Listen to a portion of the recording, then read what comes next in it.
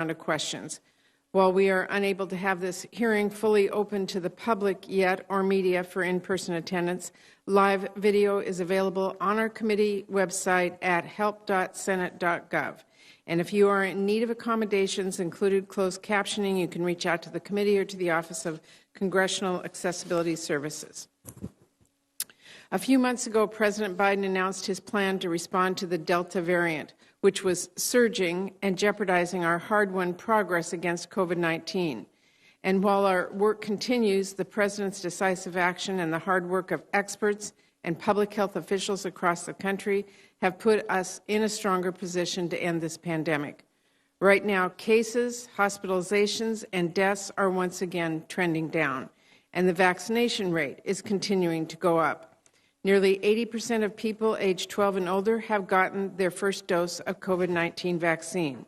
Nearly 70% have been fully vaccinated, and inequities in vaccination numbers have been narrowing.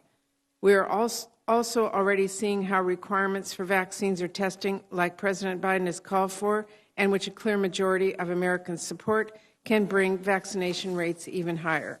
As of last month, vaccine requirements had increased vaccination rates by over 20%. United Airlines has seen their vaccination rate for employees go from 57 to 99% since they announced their vaccine requirement. Tyson Foods went from less than half of its workers vaccinated to over 96%. In my home state of Washington, 15 and 16 of our state's workers have already complied with the Governor Inslee's vaccine requirement.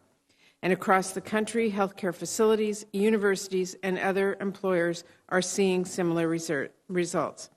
And I expect that progress to continue now that the Department of Labor has put forward an emergency temporary standard on this issue. We're also seeing progress on booster shots, with 3 different booster shots authorized and over 13 million already administered.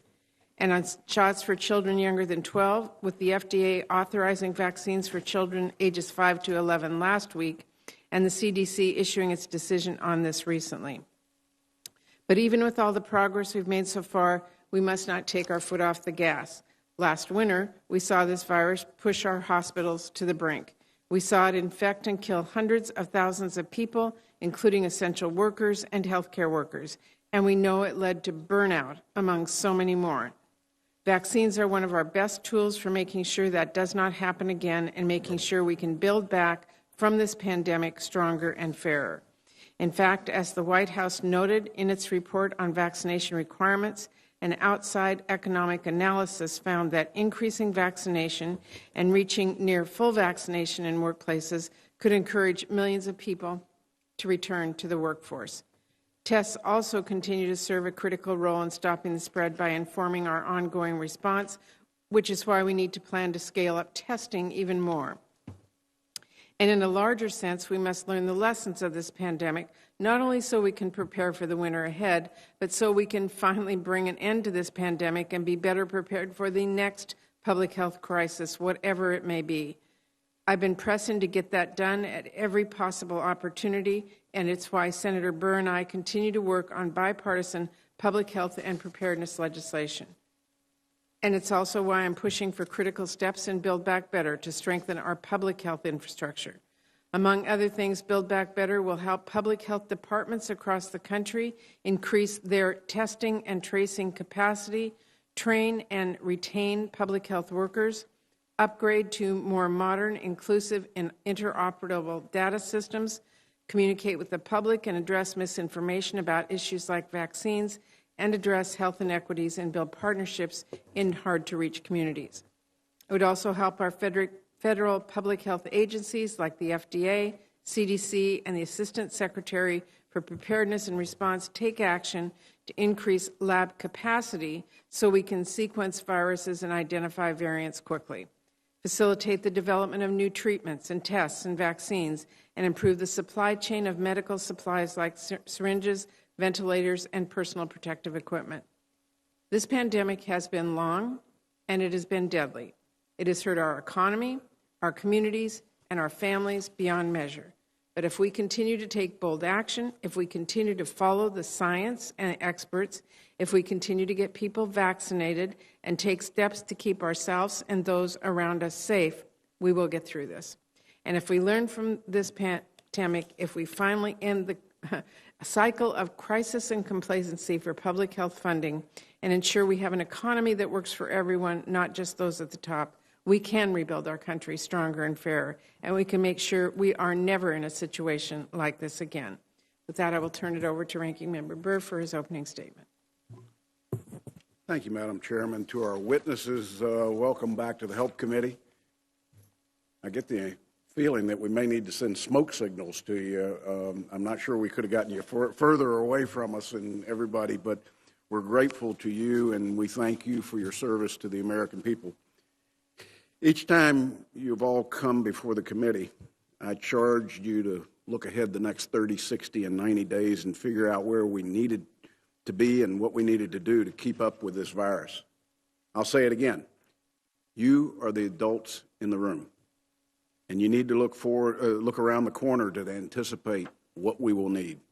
More than 90 days from our last hearing, and we still have much to do to ensure that we're better prepared and better at responding than we've been in previous weeks and months. As we get closer to the 2-year mark of living with COVID-19, we need to take stock of the current state of our response and identify the next critical steps that will lead us out. Senator Murray and I have been working closely together to develop a pandemic bill, and at some point in the near future, Senator Murray and I will release a discussion draft of the reform, and we believe this is needed for our country's future response. I very much appreciate the ability to work together on an issue so important to our national security. We've obviously delayed from our previous schedule, but given the intent to appear on other big legislation, it is impossible for us to get that draft out until that's concluded. We need to use all the tools at our disposal to keep pace with the virus, which continues to evolve. Recent reports have surfaced of a new subvariant that some are calling Delta Plus, which has accounted for an increasing portion of cases in the UK in the past month. I hope to discuss that in person when I leave Sunday for the UK and spend some time in London next week to look at, in fact, what Delta Plus has done there. That mistake, cases and hospitalizations are down in the United States, but the administration cannot declare premature victory like we did in the summer. The mistake only brought us to a place we are today, with shortages of tests, therapeutics, and continued lag in extremely important data about the disease. In September, even CDC warned of shortages in point-of-care and over-the-counter tests, and to expect increased demand for lab-based testing. To state the obvious, we need more rapid tests that are available and in stock. North Carolinians are calling my office desperate for help in accessing therapeutics, and even with new announcements on oral therapeutics, Americans are waiting for these drugs. This administration bears 100% of the responsibility for the lack of testing and the lack of therapies. You got complacent, you let your foot off the gas, you didn't order enough tests, you didn't purchase enough therapeutics, and now we're rationing. The private sector will respond to purchasing agreements and to contracts. They cannot and will not produce things that customers are not ordering. Congress has given billions of dollars and billions more of dollars.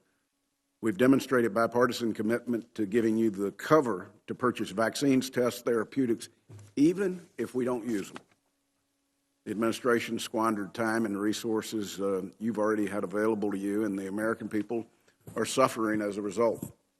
As we look ahead, we need plans in place to handle COVID as an endemic disease that will be part of our lives for the foreseeable future. So my question in the headline for this hearing is simple. What's the plan? We need to take stock of lessons learned to strengthen our ability to be ready for the next threat that we may face, but also learn from successful approaches and put those into everyday practice. We need to identify information gaps and map out how we're going to address them so that we can make the best decisions based on sound science and sound data. Most importantly, we need strong leadership. We need a nominee for the FDA Commissioner, and this administration cannot drag its feet on a new leader at the NIH. Both nominees will have challenging missions to complete under difficult circumstances and nearly impossible shoes to fill. Qualified, nonpartisan leadership at these agencies is paramount. Dr. Woodcock, I'm still rooting for you. We must leverage the laboratory community and test developers to bring more innovative, rapid, at-home, and point-of-care tests to market. We need not let our guard down as we did this summer. We're reaching the time of the year where we're all looking forward to spending time with loved ones, and access to testing will help this happen safely. But we're still behind. These tests, which we need to keep our businesses and schools open and families safe, are still far too difficult to find for most Americans. Testing shortages and delayed test results are keeping children out of school, parents away from the office, and limiting our understanding of where virus is circulating in our communities. The administration had to scramble to order 200 million at-home tests per month, many of which won't even be ready until December. And that's not enough. In early October, FDA announced that it authorized new tests to expand access to reliable at-home testing. Europe's been using these same tests for 7 months. Just this past weekend, my 2-year-old grandson was notified on Friday that his teacher tested positive. Teacher of a preschool class, masked 100% of the time that they were there. They did the appropriate thing. They shut the class down for a week. The problem was that his siblings could no longer go to school. School not only required him to be tested before his sister could return to school, but didn't accept an at-home test for a negative test for the 2-year-old. They required a PCR test. It's confusing. America does not understand the standards that we've set. And in that case, she lost 3 days of school, even though they could afford the PCR test. How many families can't? The American people are tired of accepting better late than never from our public health agencies.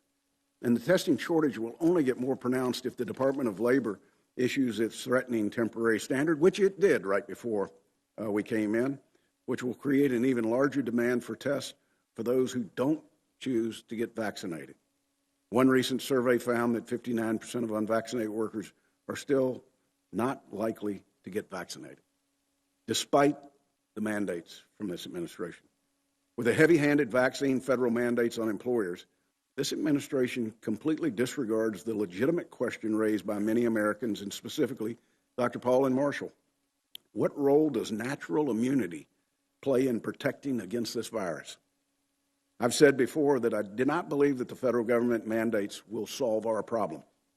We're seeing cops and firefighters quit and pilots engage in sick-outs. The nation's military and contractors worry about our preparedness if personnel are fired over these mandates. And just this morning, a mandate from CMS to all health care providers that accept Medicare and Medicaid, that if they don't mandate to their workforce, they're no longer participants in Medicare or Medicaid, will only suggest to doctors not to accept Medicare or Medicaid patients if, in fact, they choose as a medical professional not to be vaccinated.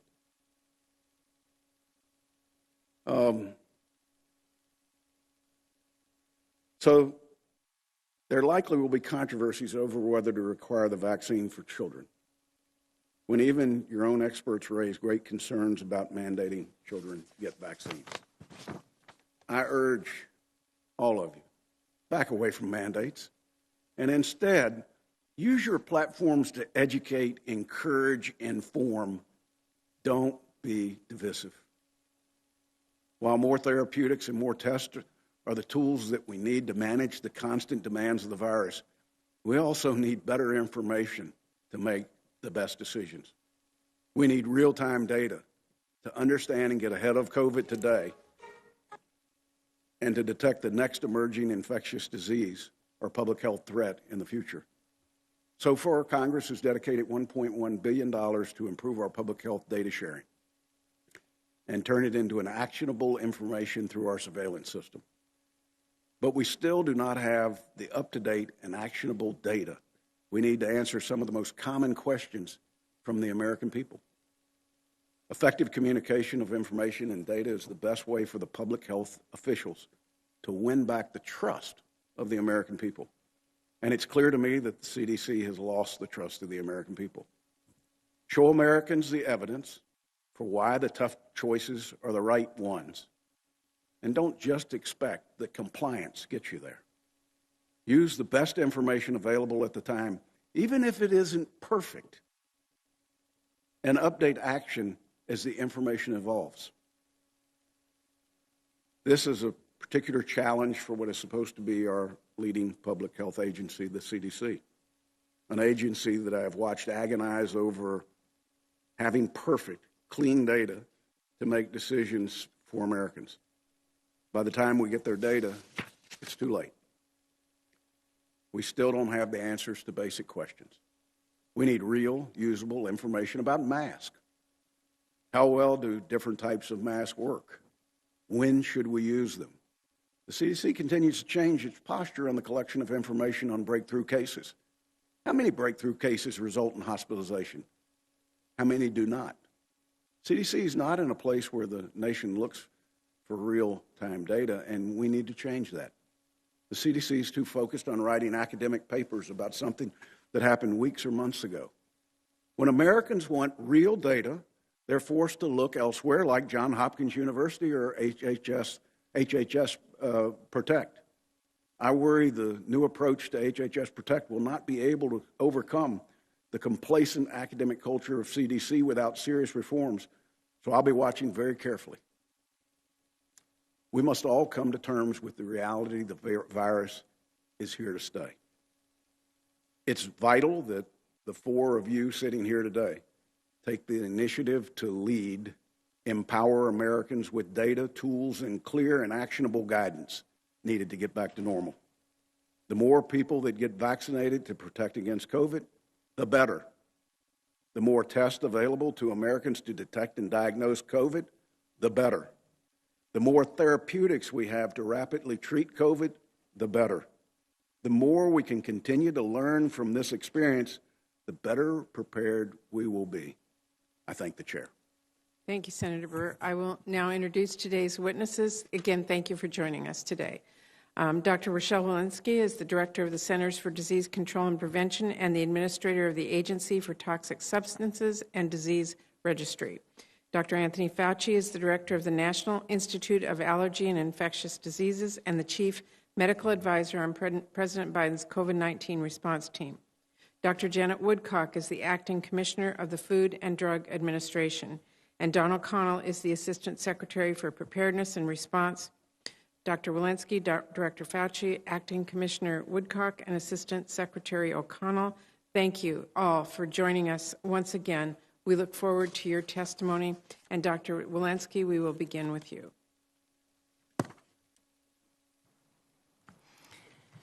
Good morning, Chair Murray, Ranking Member Burr, members of the Senate Health Committee. I'm honored to join you today to provide an update on the COVID-19 pandemic. Since I last testified before this committee on July 20th, we have witnessed a steep increase in COVID-19 cases, hospitalizations, and deaths around the nation, largely fueled by the Delta variant. The Delta variant reminded us we need to be humble in our response to this virus and to follow the science as we modify guidance and address the pandemic.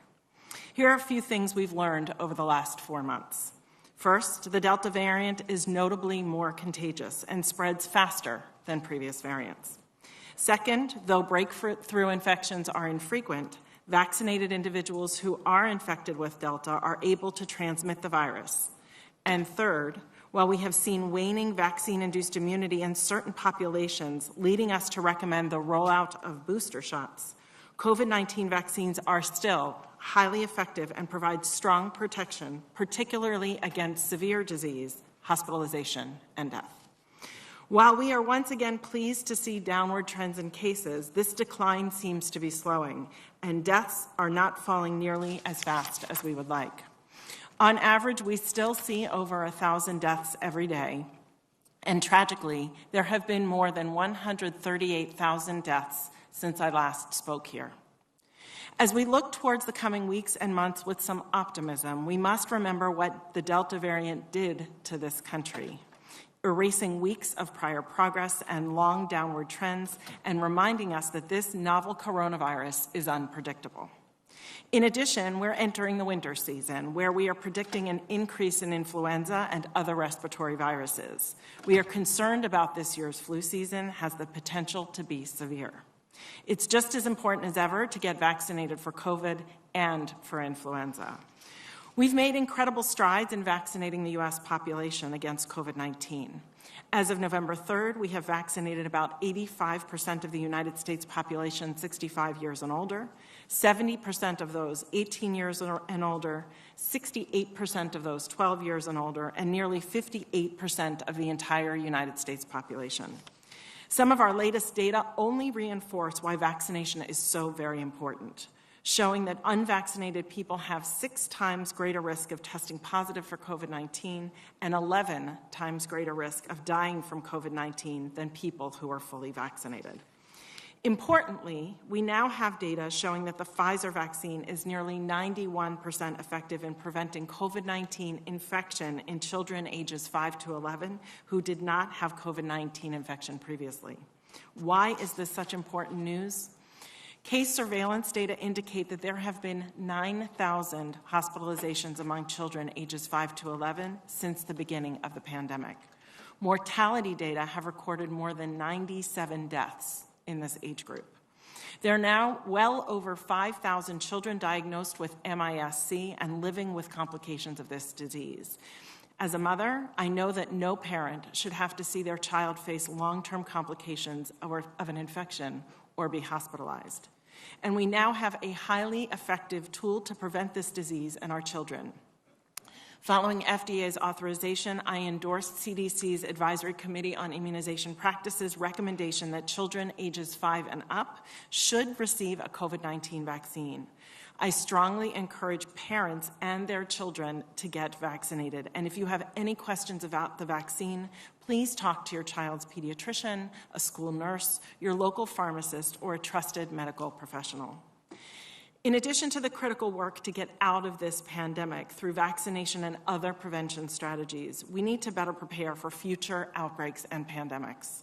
One of the most important steps we can take to support these efforts is to support sustained, disease-agnostic funding for public health. This is how we will accomplish our goals to rebuild our public health workforce, invest in our public health laboratory infrastructure, ensure rapid response readiness, and improve our ability to collect and use data. I hope these bipartisan goals for members of this committee, and I look forward to continuing to work with you to achieve these investments. Before I close, I want to emphasize that the work we've done collectively to invest in and distribute vaccines has given us our most powerful tool to get out of this pandemic. Data show again and again that vaccines work, they are safe, and they can save your life. Thank you. I look forward to your questions. Thank you. Dr. Fauci.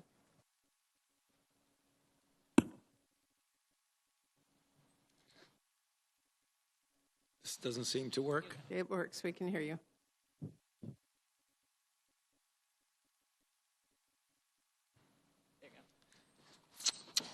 Madam Chair, Ranking Member Burr, members of the committee, thank you for giving me the opportunity to discuss with you the role of the National Institute of Allergy and Infectious Diseases in the conduct and support of research addressing our nation's response to COVID-19. In previous hearings before this committee, I've discussed the critical role of NIAID in the development of COVID-19 vaccines, their testing and clinical trials, as well as the proof of their real-world effectiveness. Today, I would like to focus my remarks on studies aimed at optimizing the degree and durability of protection offered by these vaccines. In addition, I will mention our recent work in the development of effective therapies to prevent the progression of COVID-19 disease, and I'll close by briefly mentioning our involvement in preparedness for future pandemic threats. It has become apparent as we follow cohorts of vaccinated individuals over time that the durability of protection afforded by the vaccines, both against infection and the development of severe disease, gradually wanes over time. This has led to a considerable amount of activity aimed at optimizing protection by boosting with an additional dose of vaccine several months after the primary regimen. One can gauge the effect of these booster shots by measuring the induction of high levels of neutralizing antibody, as well as the clinical effect of enhanced protection. And in this regard, it has become clear that giving a third boost of an mRNA vaccine approximately 6 months or more following the original primary regimen provides a dramatic enhancement of protection against infection as well as severe disease. And in the studies from Israel, this is beginning to be seen across all age groups. In this regard, certain subsets of individuals who have received any of the 3 vaccines available in this country are now eligible for booster shots. Importantly, to increase the flexibility of the administration of boosters, NIAID has conducted a critical study which is called Mix and Match, in which individuals are divided into 3 groups representing each of the 3 available products. These individuals were then boosted with a product other than the original one with which they were vaccinated. Data clearly indicated that boosting with a different product than the original was both safe and indeed induced a robust immune response. Thus, although we recommend that people boost with the original product of their vaccination, this study adds a degree of flexibility by allowing a choice of booster shots if it is difficult, for one reason or another, to receive the original product. Let me now move on to a brief discussion of the NIAID research approach to therapeutics, particularly in the context of treating an individual early in the course of infection to prevent progression to severe disease.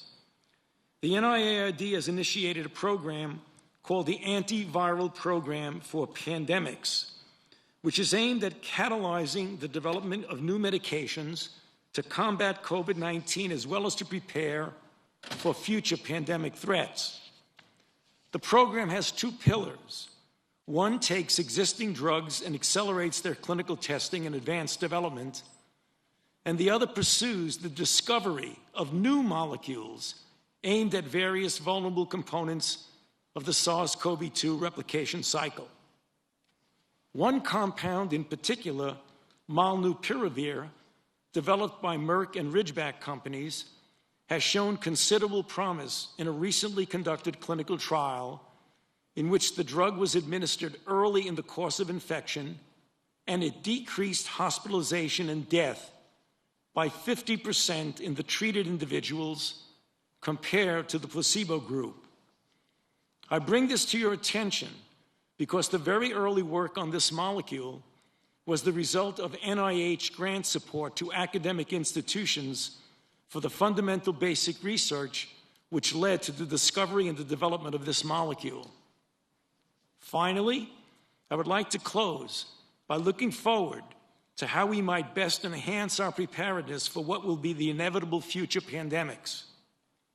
In this regard, the NIH has already initiated its plans for the rapid development and implementation of successful countermeasures against several prototype pathogen families of viruses that threaten the health and safety not only of our nation, but of the entire world. I look forward to describing these plans to you in more detail. Thank you for your attention, and I would be happy to answer your questions following the presentation. Thank you. Dr. Woodcock.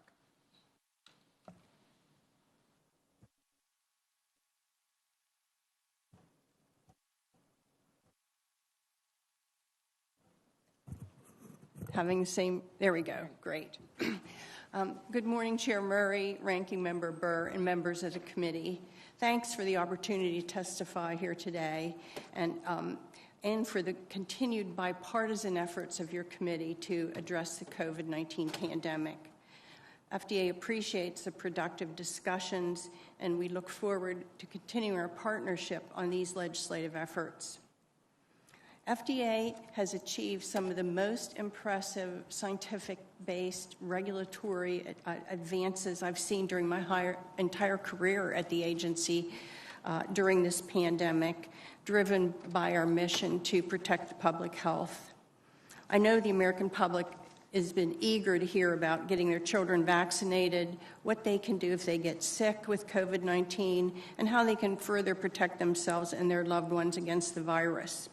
Let me provide a brief update on the actions the agency has taken to protect public health in 3 key areas since I last testified before this committee. First, regarding vaccines, FDA has authorized 3 COVID-19 vaccines and approved 1 vaccine. These have met FDA's expectations for safety and effectiveness appropriate either for authorization or approval in preventing COVID-19. In the last few weeks, the agency's made additional critical decisions about the use of these vaccines. FDA authorized booster doses for use in certain populations for all 3 authorized vaccines, as you've just heard from our other witnesses. As more data became available, the data suggested the effectiveness of the initial doses had started to wane, meaning that use of a booster dose would be important in bolstering protection for these populations. And the agency also authorized the use of mix-and-match booster doses for COVID-19 using data from NIAID, as was just mentioned. This means eligible individuals can get any of the 3 authorized vaccines as their booster dose and really simplifies availability for the public. Also, FDA authorized the Pfizer vaccine for use in children ages 5 through 11. I know, because I've had many messages on this, many parents have been waiting impatiently for months for this authorization. And I'm happy to say, as we speak here today, young children across the country are starting to get vaccinated against COVID-19. And to be clear, FDA is confident in the safety and effectiveness data behind these decisions. The American public can and should feel confident in receiving any of these vaccines. They will help bring this pandemic to an end, and I strongly encourage all eligible Americans to get vaccinated and to get their children vaccinated. We all have an important role to play here. Second, diagnostic tests are a key line of defense in the pandemic and will become increasingly important, I think. Increasing access to accurate, rapid, at-home tests is a priority for FDA. We prioritize the review of at-home rapid antigen tests, and we're actively engaging with tests, additional over-the-counter at-home tests, which we expect to significantly increase the availability of rapid tests to the public. These authorizations add to a growing list of tests that can be used at home without a prescription in the U.S. Additionally, last week, FDA provided recommendations for labeling updates to facilitate better over-the-counter single-use testing for symptomatic people. In tests currently, they're only authorized for serial testing. This change allows tests to be sold as single tests, meaning greater availability of more individual tests. FDA remains focused on speeding the process to get appropriately accurate and reliable tests in the hands of all Americans who need one. Third, there's a need for medical products to treat and prevent COVID-19, especially for those unable to get vaccinated or who don't develop an immune response. We continue to carefully evaluate the data on any promising therapeutics, and our priority is to have fast discussions between FDA and drug sponsors.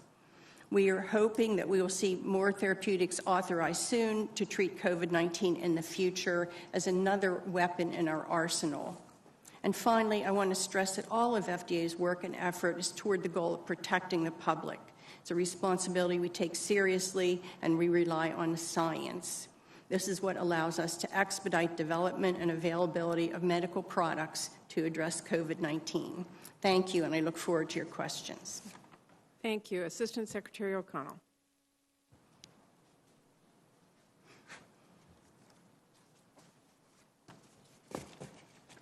Chair Murray, Ranking Member Burr, and distinguished members of the committee, it is an honor to testify before you today.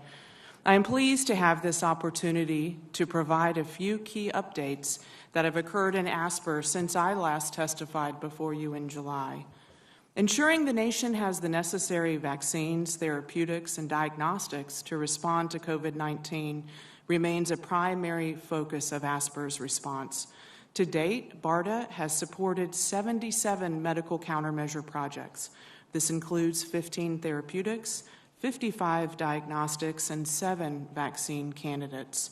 Notably, as part of the Countermeasures Acceleration Group effort with DoD, BARDA has placed 1.5 billion doses of vaccine under contract, distributed over 4.88 million doses of monoclonal antibodies, and shipped more than 144 million diagnostic kits.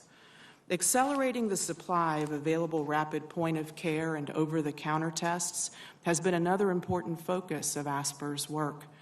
While there is currently enough testing capacity across all types of tests, we have seen a growing preference for rapid tests, especially those that can be used at home. Over the last few months, Asper has invested over $3 billion to bring additional rapid point-of-care and at-home tests to market, with $1 billion of that going specifically to at-home tests. As production has ramped up since September, these investments put us on pace to quadruple by December the number of at-home tests available each month to nearly 200 million. Supporting hospitals and healthcare systems that are overwhelmed by COVID-19 patients is another important focus of Asper's response. Since July, 27 National Disaster Medical System teams, nearly 600 team members have deployed to support sites in 12 separate states. We currently have teams in Wisconsin, New Mexico, and Montana. For these deployments, NDMS personnel support a range of functions, including hospital augmentation and decompression, setting up medical overflow centers for patients, and offering mortuary support. Ensuring our healthcare providers and first responders have the necessary medical supplies they need remains a focus of Asper's efforts. As of October 1st, the Strategic National Stockpile, or SNS, shipped more than 250 million items to aid the national response over the course of the pandemic, including deploying more than 3,000 ventilators to 17 jurisdictions since I last testified. And we continue our work to replenish the SNS to levels at or above pre-COVID-19 amounts. Thanks in large part to the supplemental funding Congress has provided, the SNS has spent approximately $11.9 billion to replenish the inventory, including purchasing from domestic manufacturers whenever possible. While replenishing the SNS is essential, we continue to address the root cause of why public health supply chains were so strained in the first place. We are investing critical funding in expanding domestic manufacturing, including investments of $250 million in PPE manufacturing, $268 million in manufacturing of testing consumables, $14.8 million in vaccine raw material manufacturing, $160 million in fill-finish capacity, $65 million in vaccine vial manufacturing, $186 million in manufacturing capacity for at-home and point-of-care tests, and $53.8 million in testing raw materials, with additional funds going out the door every day. I firmly believe that running all this from D.C. without the view from the states and regions is unwise, and I've made it a priority in my first few months to get out to our regional offices, to meet with those teams and local leaders, and understand the unique challenges they face. So far, I've been to 4 out of 10 regions, with plans to get out to all of them in the coming months. I've met with an NDMS team in New Orleans as it was decompressing a pediatric ICU unit this summer, and I have also hosted 3 tribal consultations to ensure that tribal nations and urban Indian organizations are able to access the SNS. I'll continue to review, analyze, and adjust our response efforts based on what I'm seeing and hearing in the field, and welcome any feedback you are hearing from your constituents and seeing when you are home. Thank you again for inviting me to testify before you on efforts within Asper to support the COVID-19 response. I look forward to answering your questions, working with the team at Asper and our colleagues across HHS to end the pandemic. Thank you. Thank you very much to all of our witnesses. We will now begin a round of 5-minute questions of our witnesses. I, as always, ask my colleagues, please keep track of your clock and stay within those 5 minutes. The FDA's emergency use authorization of the Pfizer vaccine for children 5 to 11 years old is really a big step in the pandemic response. It will make 28 million children eligible to receive a vaccine. And given the spread of variants, getting kids vaccinated is really critical to protecting them while also protecting our educators and our parents and other caregivers.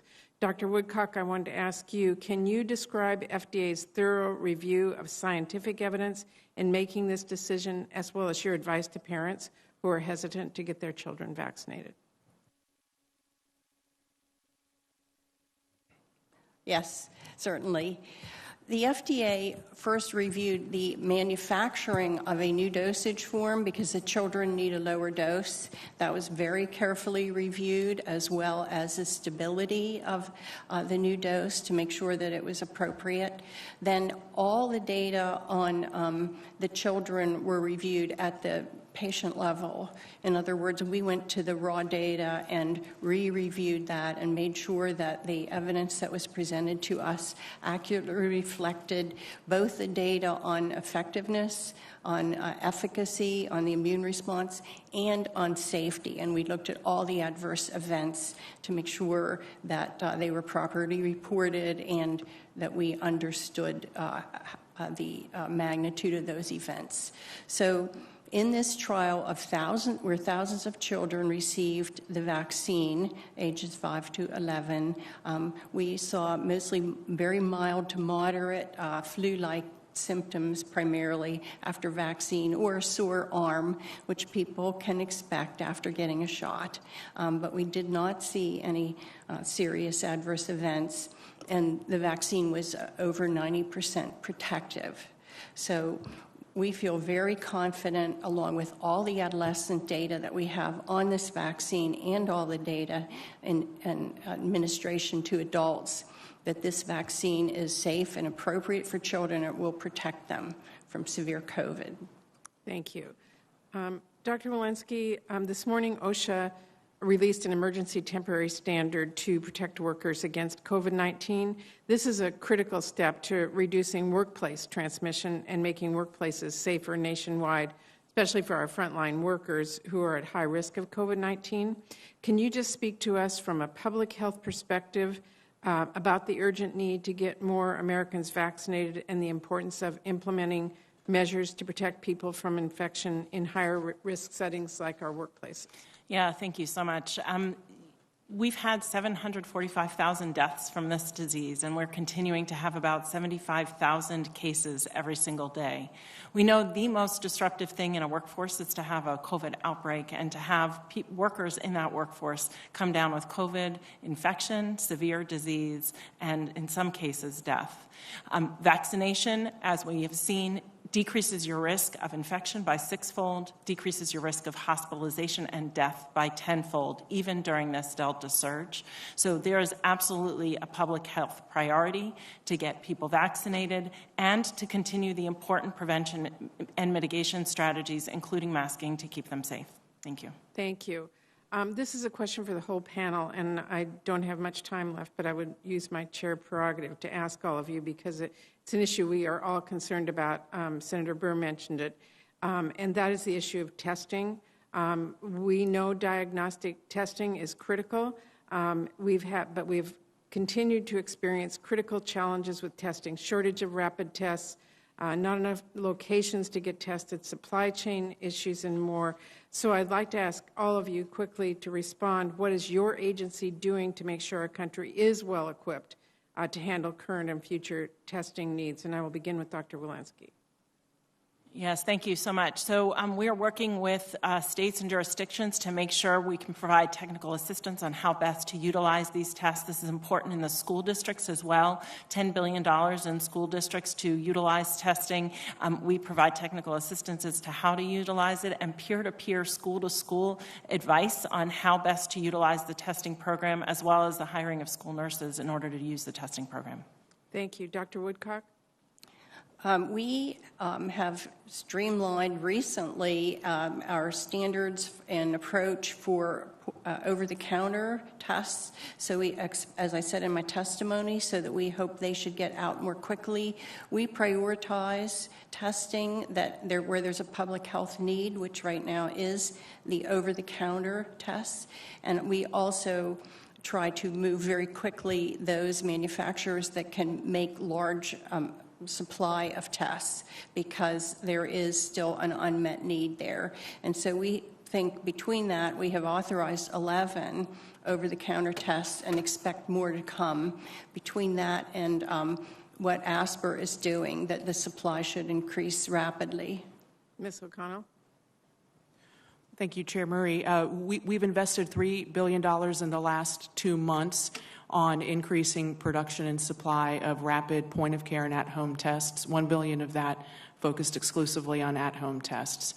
So we continue to try to get those out. We also, through HRSA, started a pilot program which would provide free at-home tests through their federally qualified health centers. So for those families that aren't able to afford the tests in the pharmacies, this would allow free access. Dr. Fauci? Yes, thank you, Madam Chair. The NIH is prioritizing the development of affordable at-home tests through a program called the Independent Test Assessment Program, or ITAP, which we will provide reliable, independent laboratory and clinical tests to the FDA for the manufacturers so that they can scale up quickly. And if the tests meet the FDA's performance and quality standards, the FDA hopefully will then give an emergency use authorization. So we're providing data for the companies to be able to expedite the availability of tests that are rapid, efficient, and point of care. Thank you. Senator Burr. Thank you, Chairman.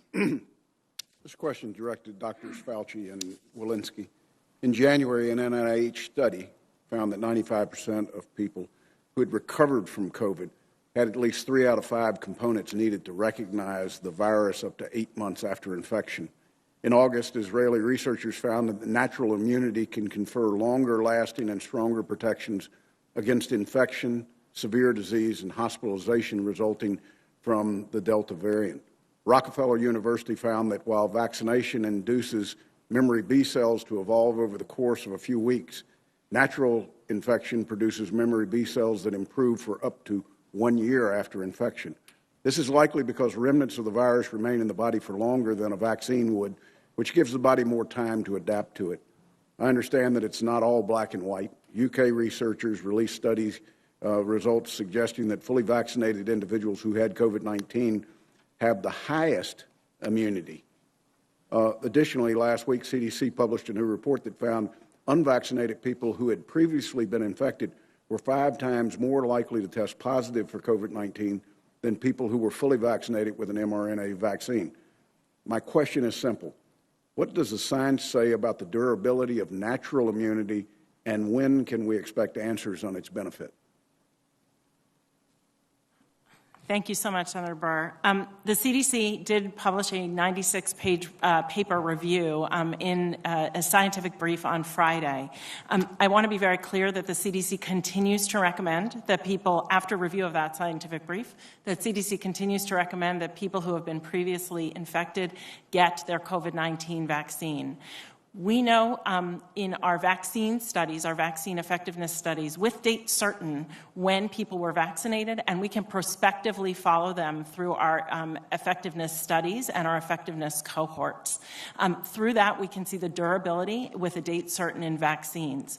The data on the infection-induced immunity, some of which you quoted, are murkier. They rely on retrospective studies, observational studies, and studies where we can't do a prospective retrospective study. We are following these people. We are following people who've been previously infected in our infection cohorts. But the data and the science are harder. You talked about infection-induced immunity with B cells, memory B cells, and antibodies, but another arm of the immune system, the T cells, are harder to study and harder to evaluate to try and do this in a commercial type fashion.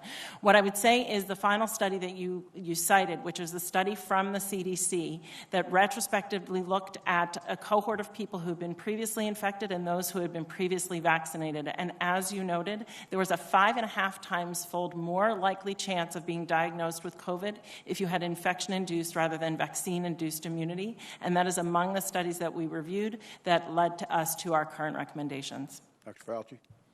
Just to add a little bit to that, Senator Burr, the studies you referred to were NIH-funded studies about B-cell and T-cell responses by NIH grantees.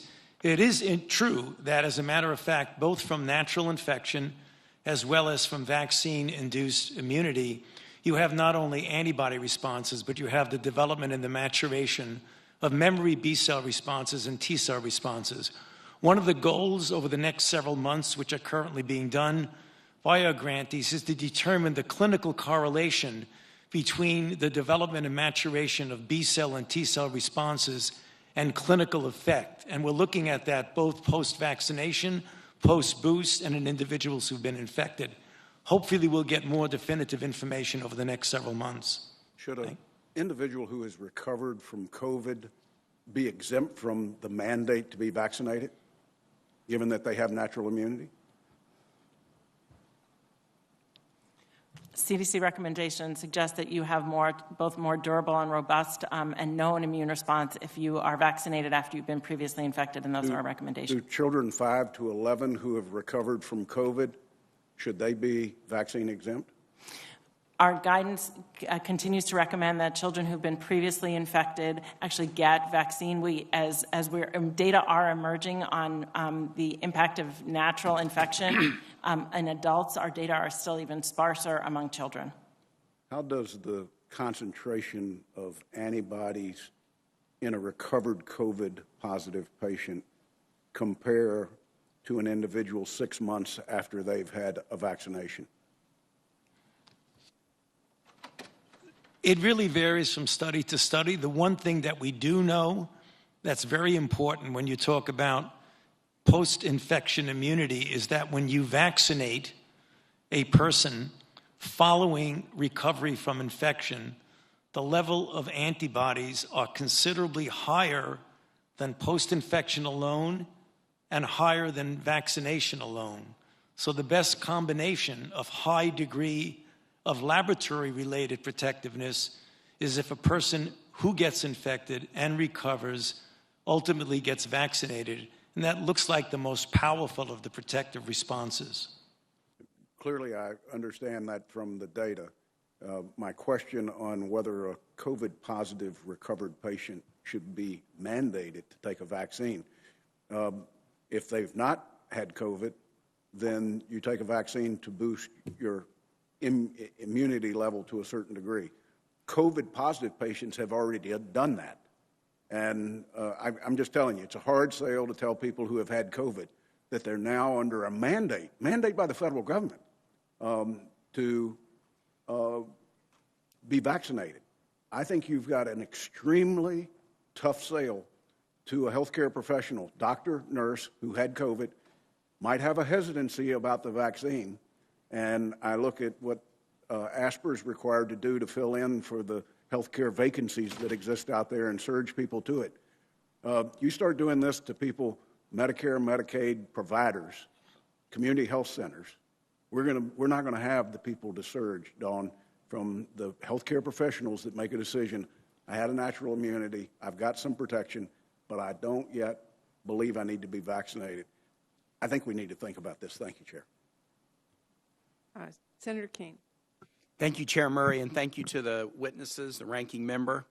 I'm going to ask about two topics, supporting the mental health of our frontline healthcare workers that has been such a challenge in this time, and long COVID. So to Dr. Walensky, I'll address you first.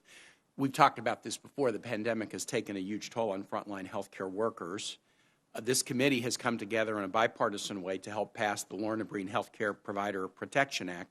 Passed the Senate in August, and it's actually being marked up in the House today, the Health Subcommittee. I'm happy about that. We're proud to have worked together with folks in this body to get $140 million of funding for this initiative in the American Rescue Plan. Dr. Walensky, we worked closely with Dr. Breen's family for over a year to build support for the work, introduce the legislation, get funding in the American Rescue Plan, and we're encouraged by progress that's being made on this bipartisan initiative. As the CDC works to implement this bill and use these funds to promote education and awareness campaigns, what can those of us who have worked on this bill, who care very much about this issue, do to help the CDC effectively communicate with our frontline healthcare workers that there are resources and help available for them? Thank you so much, Senator Kaine, and thank you so much for your leadership in this very much needed bill and these resources. First, let me just give you a sense of the scope of the challenges and the problems that we face. CDC published an MMWR several weeks ago, not just in healthcare, but also in our public health workforce. Half of the people surveyed had more than one mental health challenge in the year prior. A third reported depression. A third reported anxiety. 8% of our public health workforce reported suicidal ideation in the past year. When we talk about our healthcare workers, yes, we're hearing about our places that are stressed with COVID surges, but we're not hearing about our healthcare workers who are left after those surges, who are taking care of people where amputations are higher rates than we've ever had before, missed cancer diagnoses because of missed care. This is what is impacting our healthcare workers, and these resources are now, some of these resources are now with NIOSH so that we can provide them for mental health, for resources for support, to research what it is that they need so that we can provide this healthcare workforce as well as our public health workforce the resources that they desperately need. I'm very grateful. Thank you. Thank you. Dr. Fauci, on long COVID, I've had COVID and I'm still dealing with nerve tingling issues, 18 months after having had it. They're mild, thank goodness, but others who are dealing with long COVID effects, they aren't so mild. Fatigue, respiratory, cardiac, other issues. What updates can you provide about NIH research on efforts to better understand the symptoms of long COVID and how to expand treatment options for patients who have this condition? Yes, thank you very much for that question, Senator. This is a very important problem which we take very seriously at NIH. Since our last hearing, when you also brought up that very important question, we have now in full implementation of a program called RECOVER program, which is about a $1.5 billion program looking at the formation of large cohorts of individuals to be able to study them from the standpoint of the incidence, the prevalence, and importantly, what the pathogenic mechanisms of symptoms such as your tingling, but even as you mentioned correctly, so many people have much more severe in the sense of almost incapacitating fatigue, sleep abnormalities, a variety of other things. There's 3 components to the program that we've just recently awarded. One is a significant amount of resources to the NYU Langone Center in New York, which takes the scientific lead for the program. The data collection will be led by Massachusetts General Hospital and Harvard Medical School, and the repository for specimens will be led by Mayo Clinic. Since we last spoke, all 3 of those have now become operable, and hopefully the next time we speak in a situation like this, I'll be able to give you some scientific data that resulted from those studies. Thank you. Thank you very much for that answer. I yield back, Chair Murray. Senator Paul. Dr. Fauci, I don't expect you today to admit that you approved of NIH funding for gain-of-function research in Wuhan, but your repeated denials have worn thin, and a majority of Americans, frankly, don't believe you. Even the NIH now admits that EcoHealth Alliance did perform experiments in Wuhan that created viruses not found in nature that actually did gain in lethality. The facts are clear. The NIH did fund gain-of-function research in Wuhan, despite your protestations. You can deny it all you want, but even the Chinese authors of the paper, in their paper, admit that viruses not found in nature were created, and yes, they gained in infectivity. Your persistent denials, though, are not simply a stain on your reputation, but are a clear and present danger to the country and to the world. As Professor Kevin Esfelt of MIT has written, gain-of-function research looks like a gamble that civilization can't afford to risk. And yet here we are again, with you steadfast in your denials. Why does it matter? Because gain-of-function research with laboratory-created viruses not found in nature could cause a pandemic even worse the next time. We're suffering today from one that has a mortality of approximately 1%. They're experimenting with viruses that have mortalities of between 15 and 50%. Yes, our civilization could be at risk from one of these viruses. Experiments that combine unknown viruses with known pandemic-causing viruses are incredibly risky. Experiments that combine unknown viruses with coronaviruses that have as much as 50% mortality could endanger civilization as we know it. And here you sit, unwilling to accept any responsibility for the current pandemic and unwilling to take any steps to prevent gain-of-function research from possibly unleashing an even more deadly virus. You mislead the public by saying that the published viruses could not be COVID. Well, exactly no one is alleging that. No one is alleging that the published viruses by the Chinese are COVID. What we are saying is that this was risky type of research, gain-of-function research. It was risky to share this with the Chinese, and that COVID may have been created from a not yet revealed virus. We don't anticipate the Chinese are going to reveal the virus if it came from their lab. You know that, but you continue to mislead. You continue to support NIH money going to Wuhan. You continue to say you trust the Chinese scientist. You appear to have learned nothing from this pandemic. Will you today finally take some responsibility for funding gain-of-function research in Wuhan? Senator, with all due respect, I disagree with so many of the things that you've said. First of all, gain-of-function is a very nebulous term. We have spent, not us, but outside bodies, a considerable amount of effort to give a more precise definition to the type of research that is of concern that might lead to a dangerous situation. You are aware of that. That is called P3CO. We're aware that you deleted gain-of-function from the NIH website. Well, I can get back to that in a moment if we have time. But let's get back to the operating framework and guide rails of which we operate under. And you have ignored them. The guidelines are very, very clear that you have to be dealing with a pathogen that clearly is shown and very likely to be highly transmissible in an uncontrollable way in humans and to have a high degree of morbidity and mortality, and that you do experiments to enhance that. Hence the word EPPP, enhanced pathogens of potential. So when EcoHealth Alliance took the virus, SHC014, and combined it with WIV1 and caused a recombinant virus that doesn't exist in nature, and it made mice sicker, mice that had humanized cells, you're saying that that's not gain-of-function research? According to the framework and guidelines. So what you're doing is defining away gain-of-function. No. You're simply saying it doesn't exist because you changed the definition on the NIH website. This is terrible, and you're completely trying to escape the idea that we should do something about trying to prevent a pandemic from leaking from a lab.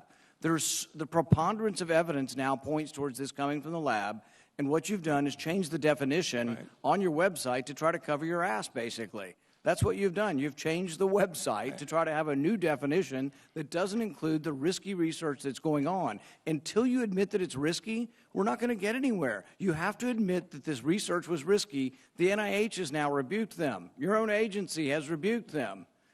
But the thing is you're still unwilling to admit that they gained in function when they say they became sicker. They gained in lethality. It's a new virus. That's not gain of function? According to the definition that is currently operable, You know, Senator, new let's one. make it clear for the people who are listening. The current definition was done over a 2 to 3 year period by outside bodies, including the NSABB, 2 conferences by the National Academy of Science, Engineering, and Medicine on December 2014, March 2016. We commissioned external risk-benefit assessment, and then on January of 2017, the Office of Science and Technology Policy of the White House issued the current policy. And coincidentally, I have not the changed definition any appeared definition. on the same day the NIH said that, yes, there was a gain of function in Wuhan, the same day the definition appeared, the new definition, to try to define away what's going on in Wuhan. Until you accept it, until you accept responsibility, we're not going to get anywhere close to trying to prevent another lab leak of this dangerous sort of experiment. You won't admit that it's dangerous, and for that lack of judgment, I think it's time that you resign. Thank you, Senator Paul. And I would like to give the time to Dr. Fauci. Yeah, well, there were so many things that are egregious misrepresentation here, Madam Chair, that I don't think I'd be able to refute all of them, but just a couple of them for the listeners to hear for. You have said that I am unwilling to take any responsibility for the current pandemic. I have no responsibility for the current pandemic. The current pandemic, okay? Number 2, you said the overwhelming amount of evidence indicates that's a lab leak. I believe most card-carrying viral phylogenists and molecular virologists would disagree with you that it is much more likely, even though we leave open all possibilities, it's much more likely that this was a natural occurrence. Third, you say We've tested 80,000 animals, and no animals have been found with COVID. Senator Paul, the time is for And Dr. Fauci to third, respond. you made a statement just a moment ago that's completely incorrect, where you say we continue to support research at the Wuhan Institute of Virology. You approved it in which is August of last completely- year. No, your statement says, quote, I wrote it down as you were writing. You continue to support research at the Wuhan Institute of Virology. You were in committee a month ago and Which said is you still trust the completely- Chinese scientists and you still support the research over there. You said it a month ago in Senator committee. Paul, I have allowed Dr. Fauci to respond. You've had your time. I'm going to give him He's going to one be more minute. dishonest. He ought to be challenged. Senator Paul, we will allow Dr. Fauci to respond after you've given accusations like that. Dr. Fauci. Well, I don't have any more to say except to say that, as usual, and I have a great deal of respect for this body of the Senate, and it makes me very uncomfortable to have to say something, but he is egregiously incorrect in what he says. Thank you. Thank History will figure that out on its own. So we will turn to Senator Hassan. Thank you. Thank you, Madam Chair and Ranking Member Burr. I want to thank all the witnesses, too, for being here today and for your work. I want to start with a question to Assistant Secretary O'Connell. Last month, I sent a letter to Health and Human Services Secretary Becerra highlighting the difficulty that some Granite Staters have faced in accessing COVID-19 rapid tests and urging the Secretary to take action. These tests are essential tools to help ensure that people can stay safe, kids can stay in school, and we can keep our economy open. So, Assistant Secretary O'Connell, what will the department do to address the issues raised by my constituents in New Hampshire about access to COVID-19 rapid tests? Senator Hassan, thank you so much for the question, and of course, thank you for the letter. Your letter raised 2 key points. One, the amount of time it was taking for some of your constituents to get the results, and the other was the lack of the over-the-counter tests in New Hampshire. So we responded to both. The Asper testing team reached out to the state health official to understand the delay and learned that the average turnaround time right now is about 1.1 days, though it sounds like your constituents had some different experiences. We'll continue to watch that. The second issue was about the lack of over-the-counter tests. The team reached out to Abbott, and they have now secured the 60,000 tests that New Hampshire has ordered. They will come in 10,000 increments for 6 weeks, so you should have 60,000 tests in New Hampshire by Christmas. Thank you very much. I appreciate that. I know my constituents do too, especially parents of school-age children who want to get those results quickly so the kids can get back into the classroom. Dr. Fauci, as I think probably some colleagues have already noted, but I wanted to talk about the availability of vaccines for younger children. I think all families in New Hampshire were relieved when the Food and Drug Administration and the Centers for Disease Control signed off on Pfizer's COVID vaccine for children ages 5 to 11 last week. At a hearing earlier this year, I asked when you anticipated that vaccines would be available for children of all ages, and you told me that you thought vaccines would be ready for children of any age by the end of the year. Do you still anticipate that vaccines will be available for children under age 5 by the end of the year? I don't know. When you say available, Senator, that's the difference between the clinical studies that are done to show the data. Currently, as we are speaking now, the age de-escalation studies are part of a spectrum. One of the spectrum was what you just heard of, 5 to 11. The data were convincing. You've heard of the results from Drs. Woodcock and Dr. Walensky. The studies are ongoing now from 6 months up to 2 years, 2 years to 5 years. Right. I would anticipate, I would have hoped that the data might be available by the end of the year. I would say, and again, it's very difficult to make predictions because you don't want to get ahead of the data and you don't want to get ahead of the FDA's analysis. But you're thinking, I'm just trying to get a sense of timeline. Yeah, I would think it might be towards the beginning of the coming year or the end of this year, I hope. Thank you very much. Right. Dr. Woodcock, I wanted to shift to another issue because, of course, while we're dealing with the pandemic, we also continue to deal with the opioid epidemic. I recently sent you a bipartisan letter about the consulting firm McKinsey, which simultaneously worked for both opioid manufacturers such as Purdue Pharma and for the FDA on a variety of projects, including a track and trace system to monitor dangerous prescription drugs. The FDA response to my letter stated that McKinsey never disclosed these potential conflicts of interest and that the FDA only learned about them earlier this year, nearly a decade later, through media reports. McKinsey's work for Purdue Pharma was made public in a major news story last year, and McKinsey issued a public apology for its actions last year as well. So why wasn't the FDA aware of McKinsey's work for Purdue last year when it was front page news and McKinsey was speaking publicly about it? Well, at least speaking for myself, I was aware of that. At that time, McKinsey was only doing consulting work of an administrative nature for the FDA. And so there was nothing that had to do with any product or any standard or anything like that. It had Doctor, I'm sorry to interrupt, but I'm almost out of time. I just want to point out that they were consulting on a track and trace system to monitor dangerous prescription drugs, that your response to my letter also says that since finding out about McKinsey's work for Purdue, quote, no additional contract reviews or outreach to McKinsey has occurred. So I will, because my time is about to, or has expired, I will follow up with you and the FDA. It seems to me we have a major conflict of interest between McKinsey's work for McKesson and Purdue at the same time it was working for the FDA on track and trace system, and it's something we really have to get to the bottom of it because I think it helped fuel the opioid epidemic, which has devastated my state. Thank you, Madam Chair. Happy to work with you. Thank you. Senator Collins. Dr. Fauci, first let me make clear that I believe in the efficacy of vaccines and have encouraged my constituents to become vaccinated. But I'm hoping you can explain what appears to be a contradiction when I look at the data for the state of Maine. Maine ranks in the top 5 states in the number of people, the percentage of people who have been vaccinated. In fact, 95% of those over age 65 have been fully vaccinated.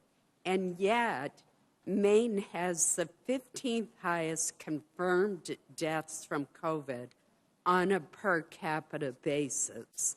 Our hospitals are overwhelmed. We've seen a 6% increase in hospitalizations, 18% increase in people in the ICU, a 37% increase in people on ventilators recently. And while it's largely individuals who are unvaccinated, there are some that are breakthrough cases. And all of us know individuals who, despite being fully vaccinated, have experienced COVID. Can you explain to me why a state that has done a terrific job in getting people vaccinated is seeing this surge in cases that is overwhelming our hospitals and causing great fear and pain and loss? Well, thank you for that question, Senator. Well, first of all, I think you did say something just a moment ago that I think is part of the explanation. You said that most of them are among people who are unvaccinated. However, and it's quite true, that there are breakthrough infections because no vaccine is 100% protective, and you will always get breakthrough infections. In general, for the most part, breakthrough infections for people who have been vaccinated, all other things being equal, are usually less severe, don't lead as much to hospitalizations, and don't lead to as much as death. The data, though, in general, as was mentioned, I think specifically the numbers that were given by Dr. Walensky, are incontrovertible, that a vaccinated compared to an unvaccinated person has a multifold less likelihood of being infected, a multifold less likelihood of being hospitalized or dying. So I think there are probably confounding multiple factors going into the difficult situation that your citizens in your state are going through. But there's no doubt that the vaccines clearly much, much better in the sense of protecting you from infection, hospitalizations, or death compared to the unvaccinated. Dr. Walensky, parents, teachers, and pediatricians have all talked to me about the learning loss, the emotional and behavioral health problems that have occurred among children due to their not being in school. And in contrast to the quarantining option, the test-to-stay approach allows asymptomatic students who test negative for COVID to remain in school rather than quarantining after another student or staff member has tested positive for the virus. A Lancet study shows that case rates were not significantly higher at schools that use the test and stay approach versus schools that require students to miss school and quarantine at home. And indeed, your home state of Massachusetts has adopted a test-to-stay strategy. Brown University professor Emily Oster has expressed great frustration with the CDC as being slow to take a stronger position in favor of test-to-stay, asking what evidence are they waiting for. She says school quarantine should end and be replaced with test-to-stay or nothing. Another public health expert says simply it's madness to quarantine school children. The CDC policies hinder learning and provide no meaningful reduction in COVID transmissions. My question for you is, why doesn't the CDC issue guidance or recommendations to encourage school districts to adopt test and stay in order to avoid these highly disruptive quarantines of students who are asymptomatic and could be tested? Thank you, Senator. Thank you for that question. When you and I spoke in this room or in this venue in July, we share the priority of getting our children back to school. I've said it's the first place that should be open and the last place, the first place that should be open and the last place to close.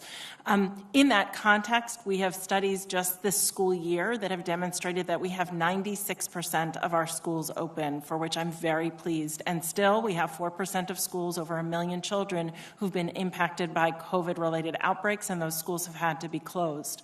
Our data also demonstrate that our prevention measures have been working. In schools that are practicing the prevention measures, including masking, they've been 3.5 times less likely to close because of a COVID-related outbreak than those who have masked. But your question is important. These are new data out of the UK that have demonstrated this new test to stay strategy. That is a strategy after a child is exposed in a classroom, that they stay in that classroom with sequential tests every day, every other day, to demonstrate that they are negative so that they can stay in school. We have updated our frequently asked questions that this is a promising practice, and we're actually working with local jurisdictions now to demonstrate the domestic data here in the United States that this practice works, it's safe, it's effective, it gets our children back to school. And importantly, we recognize that jurisdictions are actually doing this, and other jurisdictions may want to. And in that context, we're doing peer-to-peer matching of schools that are interested in doing the test to stay practice and having them talk to schools that are also doing it so they can use the implementation strategies that a school has already used. So we're actively studying this so that we can provide the data on it working, and we're actively encouraging it as a promising practice. Thank you. Thank you. Thank you. Senator Smith. Thank you, Madam Chair and Ranking Member Burr, and thank you so much to our panelists for being with us today. So I just want to start by highlighting that we have made major steps forward in getting Americans vaccinated. Vaccine requirements are working, I believe, to encourage people to get these highly effective vaccines. We're also seeing progress with children. It is great news and a big deal that children age 5 to 11 can now get their shots. So clearly we have more work to do, but this is progress. So I'd like to spend my time focusing on the trajectory of this pandemic and what normal is going to look like going forward. Starting out, it seems to me that people thought of COVID-19 as something like polio, for example, where we could develop a vaccine and then we could control or even potentially eradicate this disease. Now it seems that COVID-19 will be more like an influenza, an infection that will recur for the foreseeable future, though hopefully with less and less severity. So Dr. Fauci and Dr. Walensky, can you help us understand how we should be thinking about the path of this pandemic over the next couple of years? Dr. Fauci, understanding that we don't have crystal balls and this is an unpredictable virus, what do you think the next 6 months to 2 years are going to look like? And do you expect that COVID is going to become more endemic and less pandemic as we move forward? And what does this mean for how people are going to be living their lives? So let me just put a very brief perspective of it, Senator. When you think about pandemics, you're in the pandemic phase, and then you have a deceleration phase, then you have a control phase, then hopefully you'll have elimination, and maybe eradication. I think eradication is out. We've only eradicated one virus in history for humans, and that's smallpox. We've eliminated certain infections by very good vaccination programs, such as eliminating polio from the United States, eliminating measles, except for some pockets of under-vaccinated group. So what we're really talking about is control. And control has a wide bracket. You could have it under control where you have enough infections in the community where it isn't a pandemic phase, but it still is interfering with what we would like to get back to what we used to know as normal. What we hope to get it is at such a low level that even though it isn't completely eliminated, it doesn't have a major impact on public health or on the way we run our lives. We would hope that as we get people more vaccinated, not only in this country, but throughout the world, that the level of viral dynamics will be so low. I can't predict for you today when that will be, because as we see, we now have a situation we're entering the winter. The good news is we're continuing to come down, and hopefully we'll go further and further down. But what happens globally will impact us. So if we get more people vaccinated globally, and more people vaccinated now, hopefully within a reasonable period of time, we will get to that point where it might occasionally be up and down in the background, but it won't dominate us the way it's doing right now.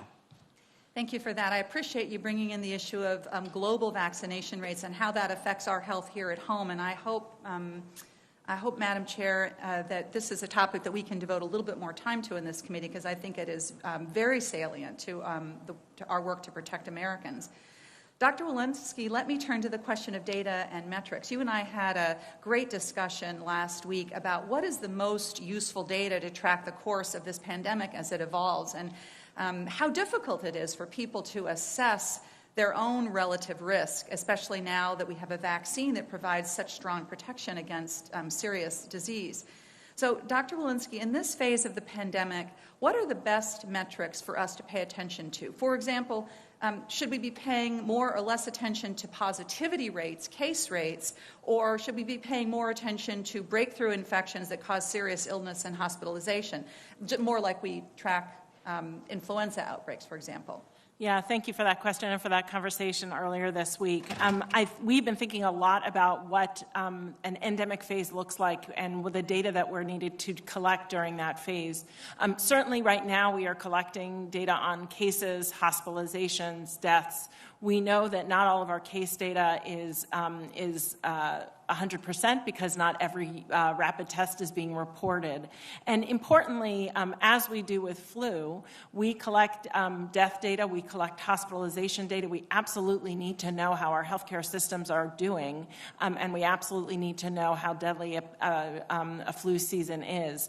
We also collect data on influenza-like illness, what is presenting, and we're currently collecting data now on COVID-like illness. So we are working towards those metrics of what we need. Some of them are already, in fact, all of them we're already collecting, and the question is what are going to be our best metrics moving forward, and probably modeling it on flu. The other metric that I think is critically important is vaccination rates, and one thing that we haven't really touched on just in this conversation, but we are absolutely working on and doing much better, is our race and ethnicity data, our equity data, because if we are not following how we are doing in these communities with racial and ethnic minorities, we are not going to understand the impact of this pandemic on all of the communities in this nation. We've actively worked on making sure that those are up to speed as well. Thank you. Well, thank you. Thank you very much. As we move forward, I think it is crucial that we are tracking the right metrics so that Americans have a useful understanding of relative risk and better understand the steps that they can take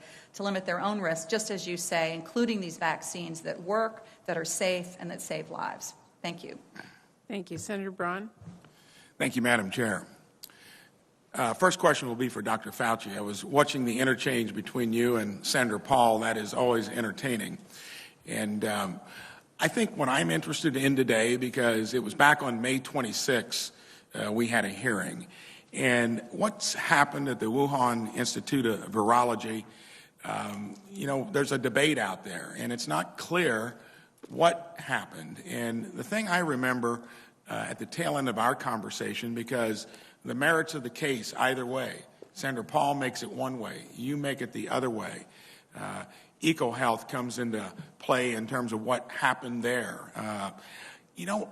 Transparency, and you were on record as saying you like it, you love it, you believe in it.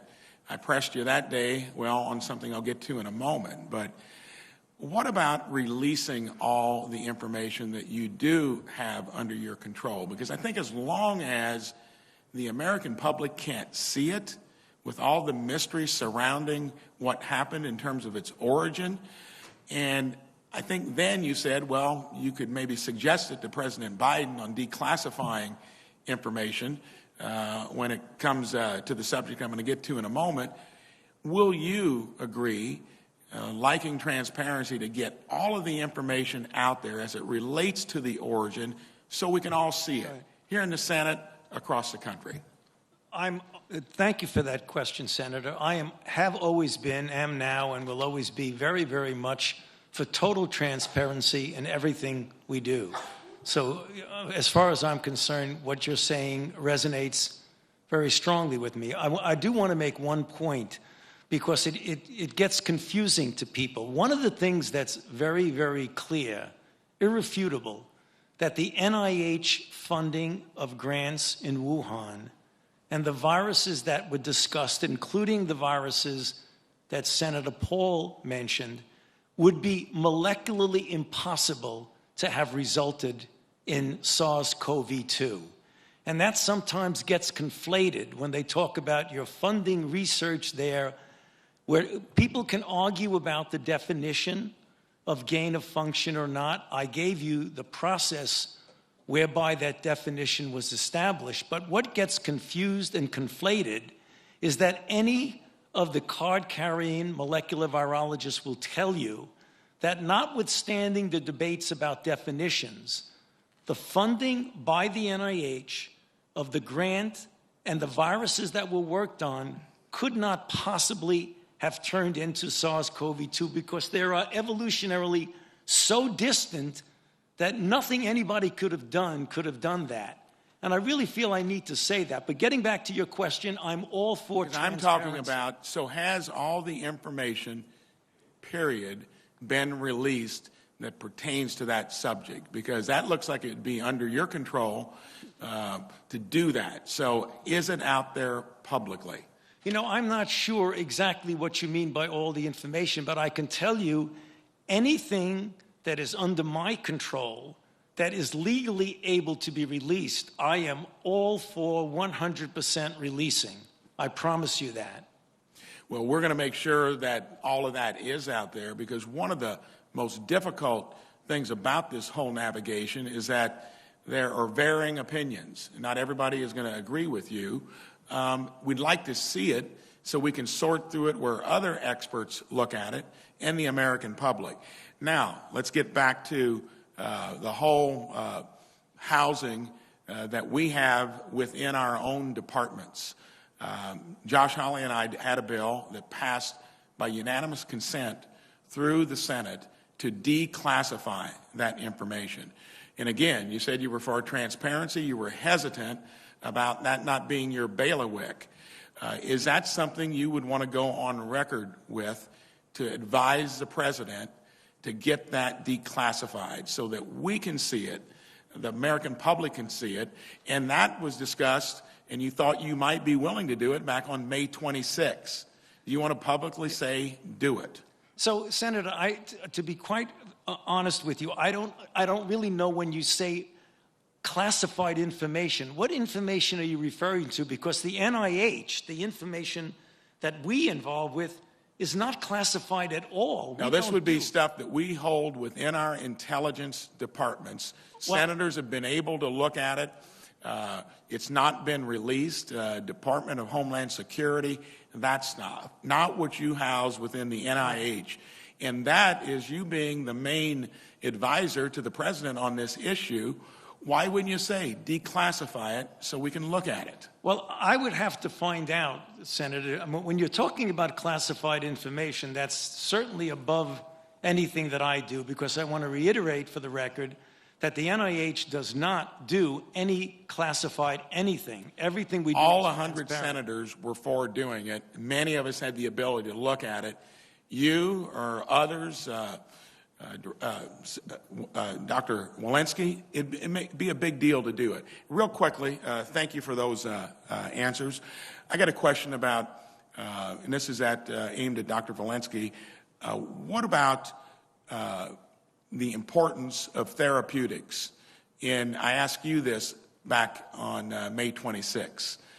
Where is that in the whole journey in terms of having another tool and prophylactics as well? Because there's a lot, all of us acknowledge that a vaccine was a miracle to get.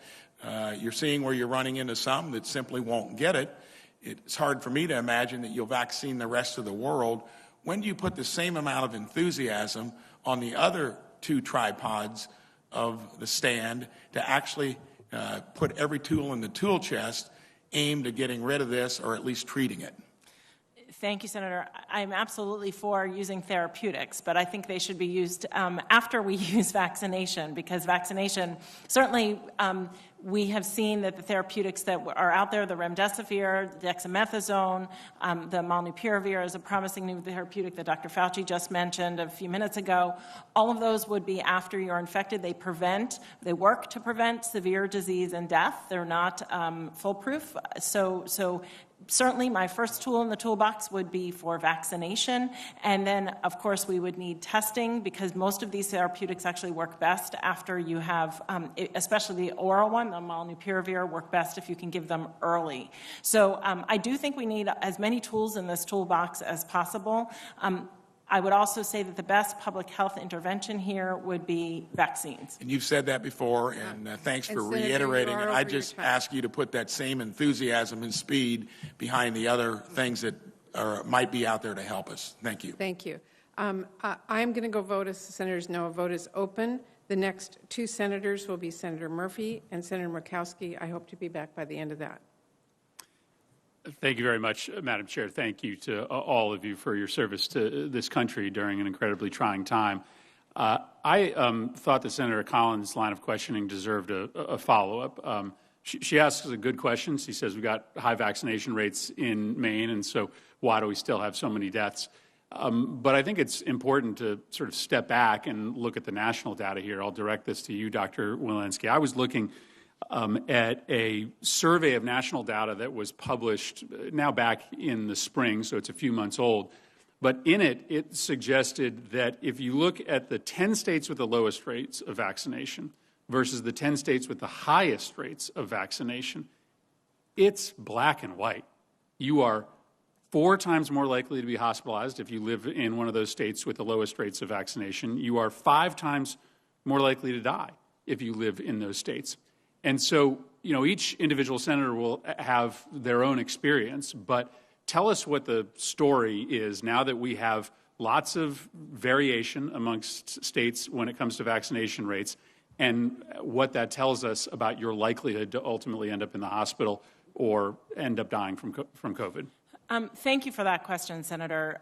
So yes, we have about 75,000 cases a day right now, and there are states that are highly vaccinated, and they're still having cases, as Senator Collins has commented on. This is going to be very local, very community-based. This virus is an opportunist. It is rapidly transmissible, and if you have communities that are under-vaccinated, even if a state average is at 70%, this virus is going to go to those communities. Importantly, we have actually looked during the Delta surge at 3 states with high vaccination rates, Connecticut being one of them, and 3 states with lower vaccination rates. And we can see, even just in this Delta surge, just since June, that the death rates in the under-vaccinated states, and the states with vaccination rates that are 10, 20% lower than the highly vaccinated states, the death rates are 5 to 10-fold higher.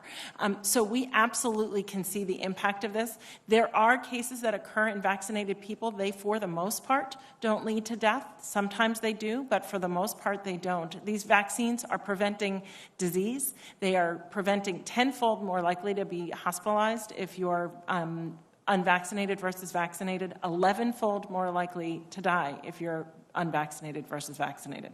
I think Senator Collins' question was a good one, and I'm glad to get the true story of what the overall national data is here, because it's compelling.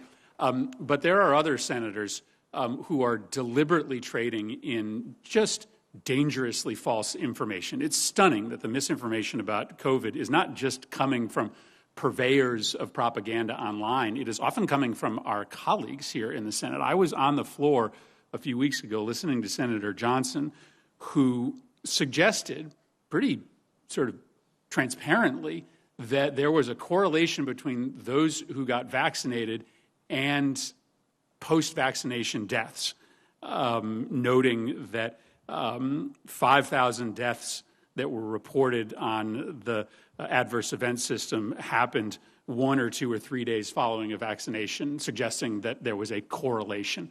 I'll ask this to Dr. Walensky.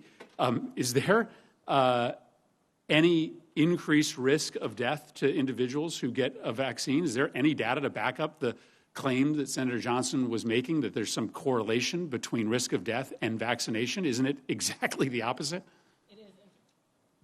For COVID, it is, in fact, exactly the opposite. Our vaccine adverse event system collects all deaths after vaccination. That means if you were hit in a motor vehicle accident and succumbed to that event, that would be reported in our vaccine safety system. Clearly, that is not a causal effect from a vaccine. And yes, these vaccines are working to prevent death from COVID-19. And what I would just say, when people ask me all the time what they can do, what Congress can do, what senators can do for us as a country, for me at the CDC, it is to encourage your constituents to get vaccinated. Thank you. One of the things I hope this committee will work on in the middle of this pandemic and following is health literacy, is helping Americans understand where good sources of medical information are and where the dark spots are, where you're listening to political actors who have their own agenda, not one based in science. And I think this is frankly a place where Republicans and Democrats can collaborate, because I think we have found a general lack of health literacy during this pandemic, but it was a problem that existed beforehand. And so while it pains me to know that some of our colleagues are the purveyors of this misinformation, it's a project that probably should be able to be bipartisan moving forward. I appreciate you all being here. Thank you, Mr. Chair. Senator Romney. Thank you, Mr. Chairman. Appreciate your service and the information you're providing this morning. Just following up on Senator Murphy's question, there is a perception that side effects, adverse effects from the vaccine are not being gathered, that they're not being made available to the public. Are the side effects and adverse effects, Dr. Walensky, being captured? Are they available to the public? Is there a place we can go to see what the likelihood is of various side effects based upon getting a vaccine?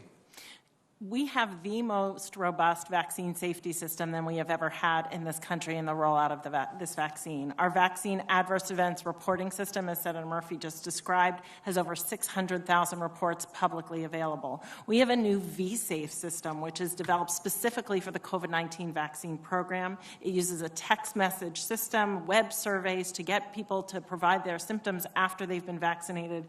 It includes over 9.5 million people and over 12 million health surveys. We have a pregnancy registry where we survey pregnant women. We are getting their information during their vaccine, after their vaccine, in their first trimester. We call them in their second trimester, their third trimester, after their baby is born, and at 3 months. We've registered over 5,000 women in that, and we have over 24,000 who have been contacted. And we have a vaccine safety data link, which is a collaboration with our academic institutions, which includes over 7.5 million people who initiated vaccination. This is the most robust vaccine safety system that's ever been documented. And where might the public go to see what the probability is of various side effects or adverse effects from the vaccination? On our CDC website. Thank you. Appreciate that. Dr. Fauci, a number of us are concerned about mandates, obviously. The question, and I sent you a text just to prep you for the question, but the question in this regard is, if we do have a mandate, and I'm thinking now of the mandate for private companies, if we do have a mandate, will it save lives, and is there an estimate of the number of lives that might be saved by virtue of having our private companies that have over 100 employees, either having their employees receive a vaccination or get a weekly test? If that occurs, will it save lives, and do you have an estimate of the number of lives it might save? I have a very firm and confident answer to your first question, Senator, and I don't have one of your second, but let me just explain very briefly. We know that vaccines absolutely save lives, and we know that mandates work.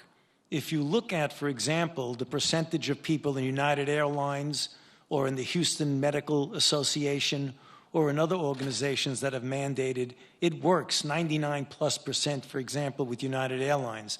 So if you take the fact that mandates work and vaccines absolutely save lives, the answer to your question is yes, it does save lives.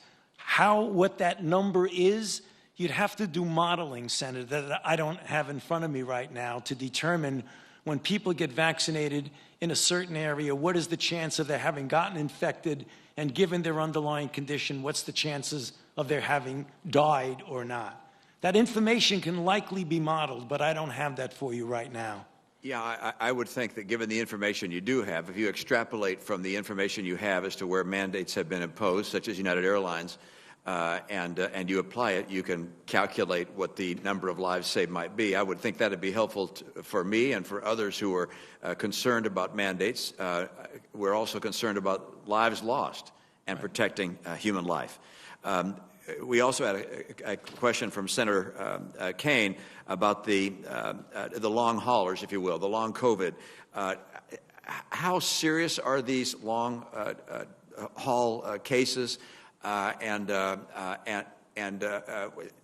what proportion of those that have COVID? Do you have a sense? Do we know the number? What proportion of those that have had COVID are subject to, if you will, serious long COVID conditions? A very good question, Senator, that we are now actually finding out more definitive data. There have been a number of published papers from different smaller cohorts. We're now putting a massive cohort study. And among the smaller cohorts, it ranges from 10 to up to 35% of people have varying degrees of prolonged symptomatology following the so-called resolution of the acute disease. Some of them can be relatively minor, but some of them can be incapacitating. For example, there are some individuals who have truly incapacitating fatigue, where they were pretty healthy, athletic, and then following COVID, they never get back to their baseline. There are sleep disturbances. There are a thing called brain fog, which can be very disturbing to people where they can't focus or concentrate. So the spectrum is wide. It can go from something that just is modestly bearable to something that incapacitates you. And that's the reason why we have this study right now looking at it. That's about a $1.5 billion investment to try and sort that out. I would just note, I know my time is up, but I would just note that it would be helpful for those of us that are concerned about our children or grandchildren to have a sense not just of the number of deaths associated with COVID in children, but also the number of long COVID cases, severe long COVID cases, because it would be my estimate that that probably substantially exceeds the number of deaths among young people. And that information, I think, would be helpful for parents and grandparents like myself. Thank you. Senator Hickenlooper.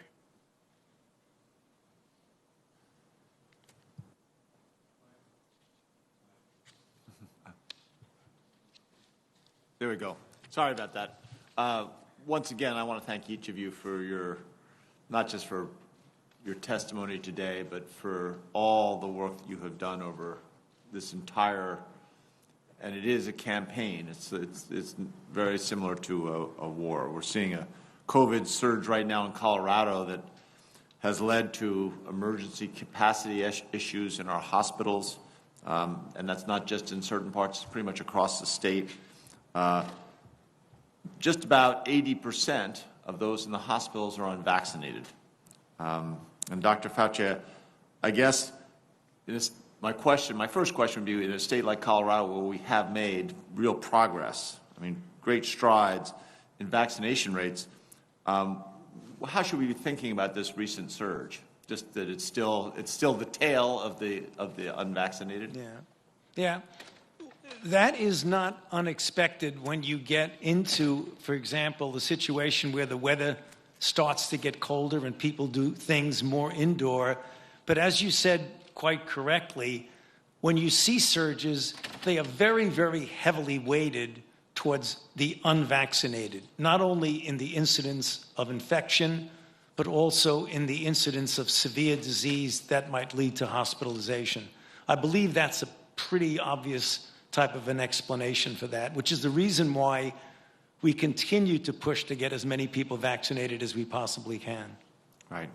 And Dr. Walensky, I thought that Senator Romney's comments about his children and grandchildren, and I think soon, if not already, his great-grandchildren, that is an issue. That's what we're seeing more questions every day. And so this week's vaccine approval for 5 to 11-year-olds, I think one question we've heard is how is that going to affect this increase in infection rates? How are we going to be? How do we do everything we can to make sure these kids get vaccinated? Those who want to be vaccinated. Yeah, so thank you, Senator. First, let me go back to Senator Romney's question on percent of children who get long COVID. We've had about 1.9 million children between the ages of 5 to 11. We've seen a long COVID rate in those children of about 4.5%. It's less than adults, but it's still high, and it's still, we should note it. We've also seen in that demographic 5,000 cases of MIS-C, that's multi-system inflammatory syndrome, that can be devastating. We've had 46 deaths from MIS-C alone, and nearly 100 children in the demographic between ages 5 to 11. We have a lot of work to do to reach out to our pediatricians, to reach out to our parents, to make sure that we have the communication, the education, the information that parents need. This is a new vaccine to them. They've perhaps received the same Pfizer vaccine themselves, but for their children, it's a new vaccine.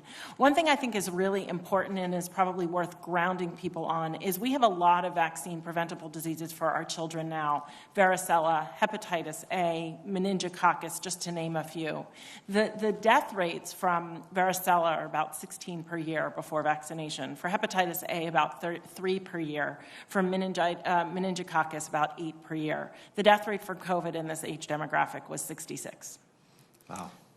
Very sobering. And I am fully aware of the high levels of unvaccinated kids in certain, especially in certain geographic areas. My son, Teddy, who's now off at college, but when he had just turned 4 months, he was about to get his second whooping cough shot, and he got infected by an unvaccinated kid who it's about the most terrified, it's the most terrifying experience I think I've ever been in, where you just can't stop him from coughing, and you're in a hospital and you have to blow oxygen on his face to try and to shake him out of the coughing. It's absolutely terrifying.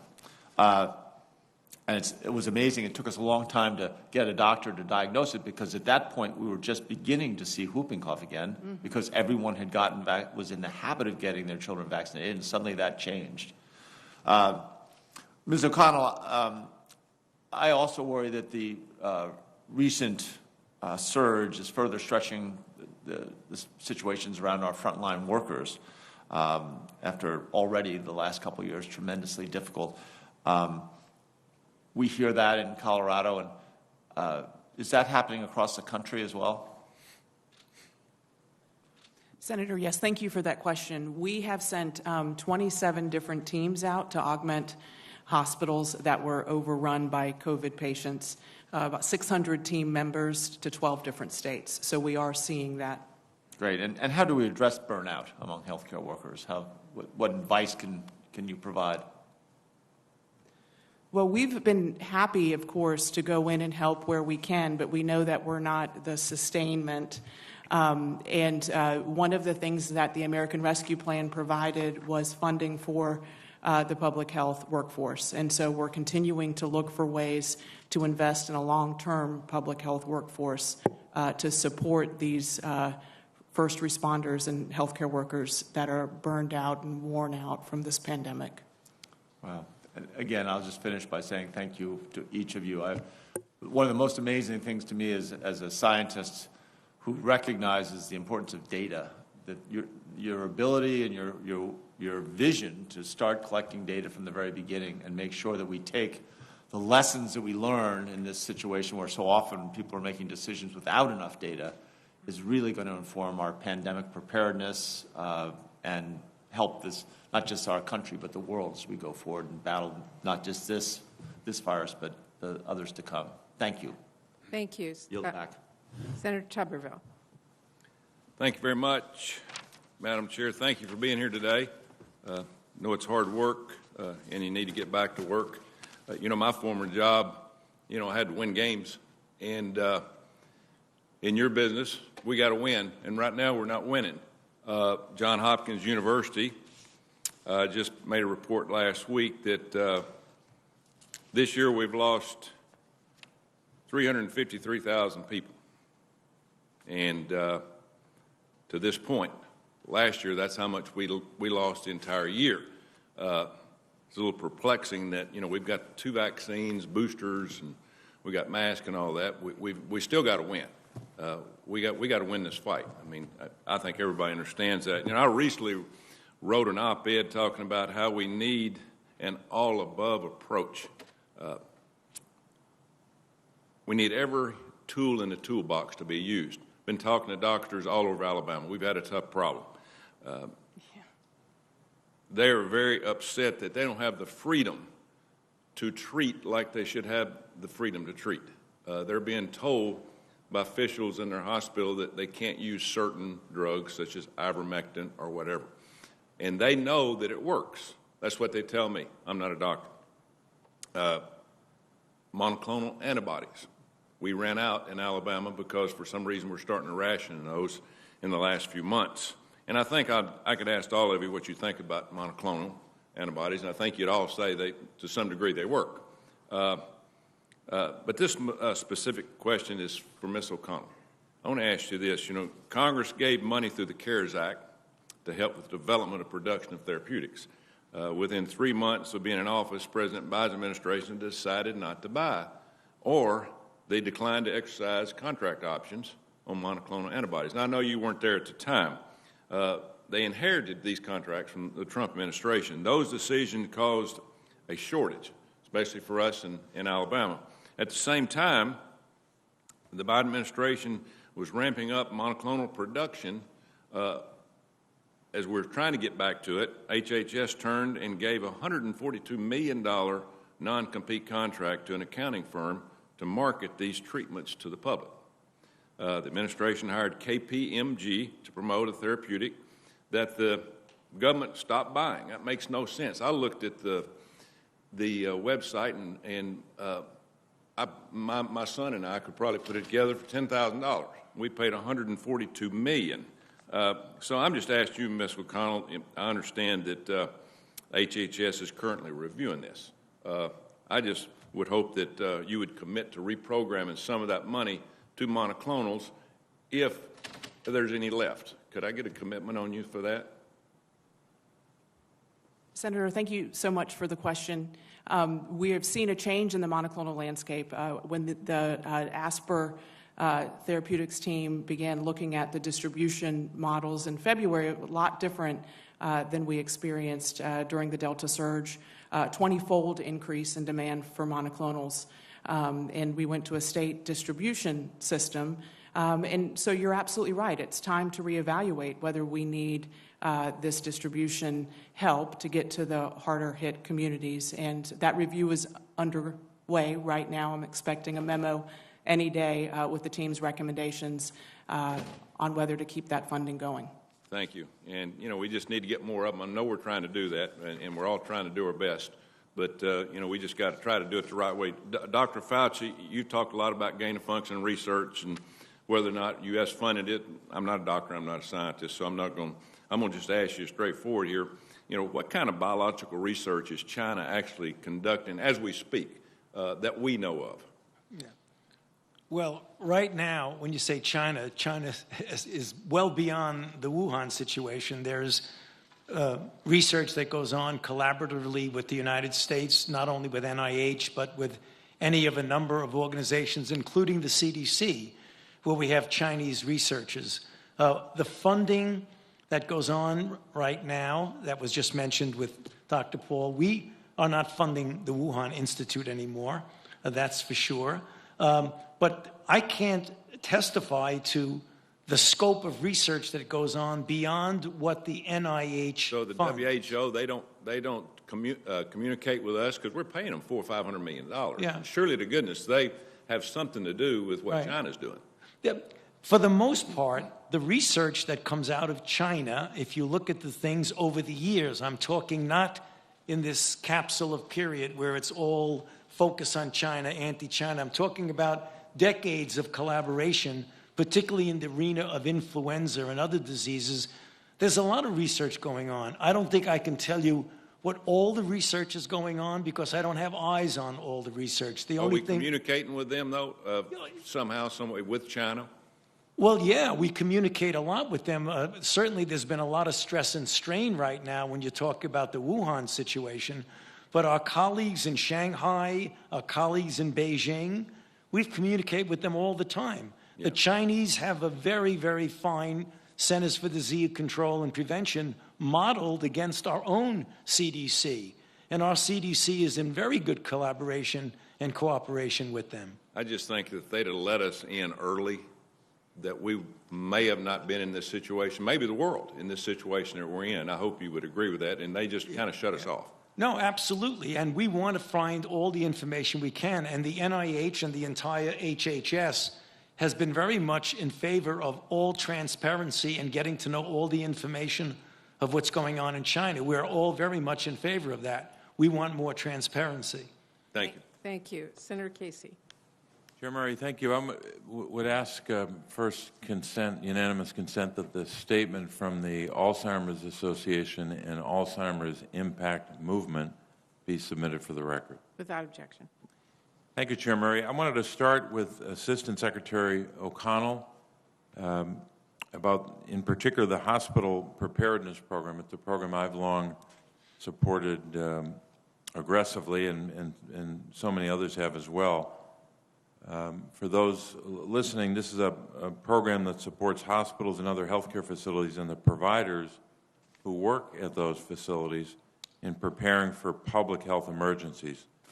As we all know, COVID-19 has taxed the healthcare system like never before, and at various points in the pandemic, as surges have hit communities across the nation at different times, these hospitals and ICUs have been overrun with patients, most recently as a result of the Delta variant. So, Assistant Secretary O'Connell, I've got three questions. First, what role have the local healthcare coalitions, which are the core element of the program, what have those coalitions played in responding to the surges in hospital admissions?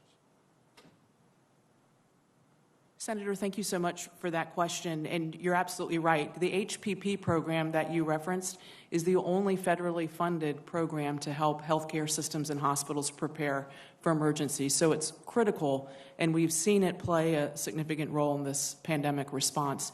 The local coalitions were very important because as we were seeing hospitals overrun with COVID patients, they were able to work with their coalition members to move patients to ICUs that actually had beds. So we did see that play a significant and important role. Second question is, are you planning any after-action review to incorporate lessons learned from the pandemic with regard to the hospital preparedness program? Absolutely, Senator. One of the things, as I've been out in the regions meeting with local leaders and coalition leaders, I've seen there's been an uneven use and success of the HPP program based on regional strengths, based on state situations. And so I think one of the things I'd like to do as we look at lessons learned is figure out how to have a more uniform, successful model for the HPP program. And how about the third question? How about goals for the program in the near term?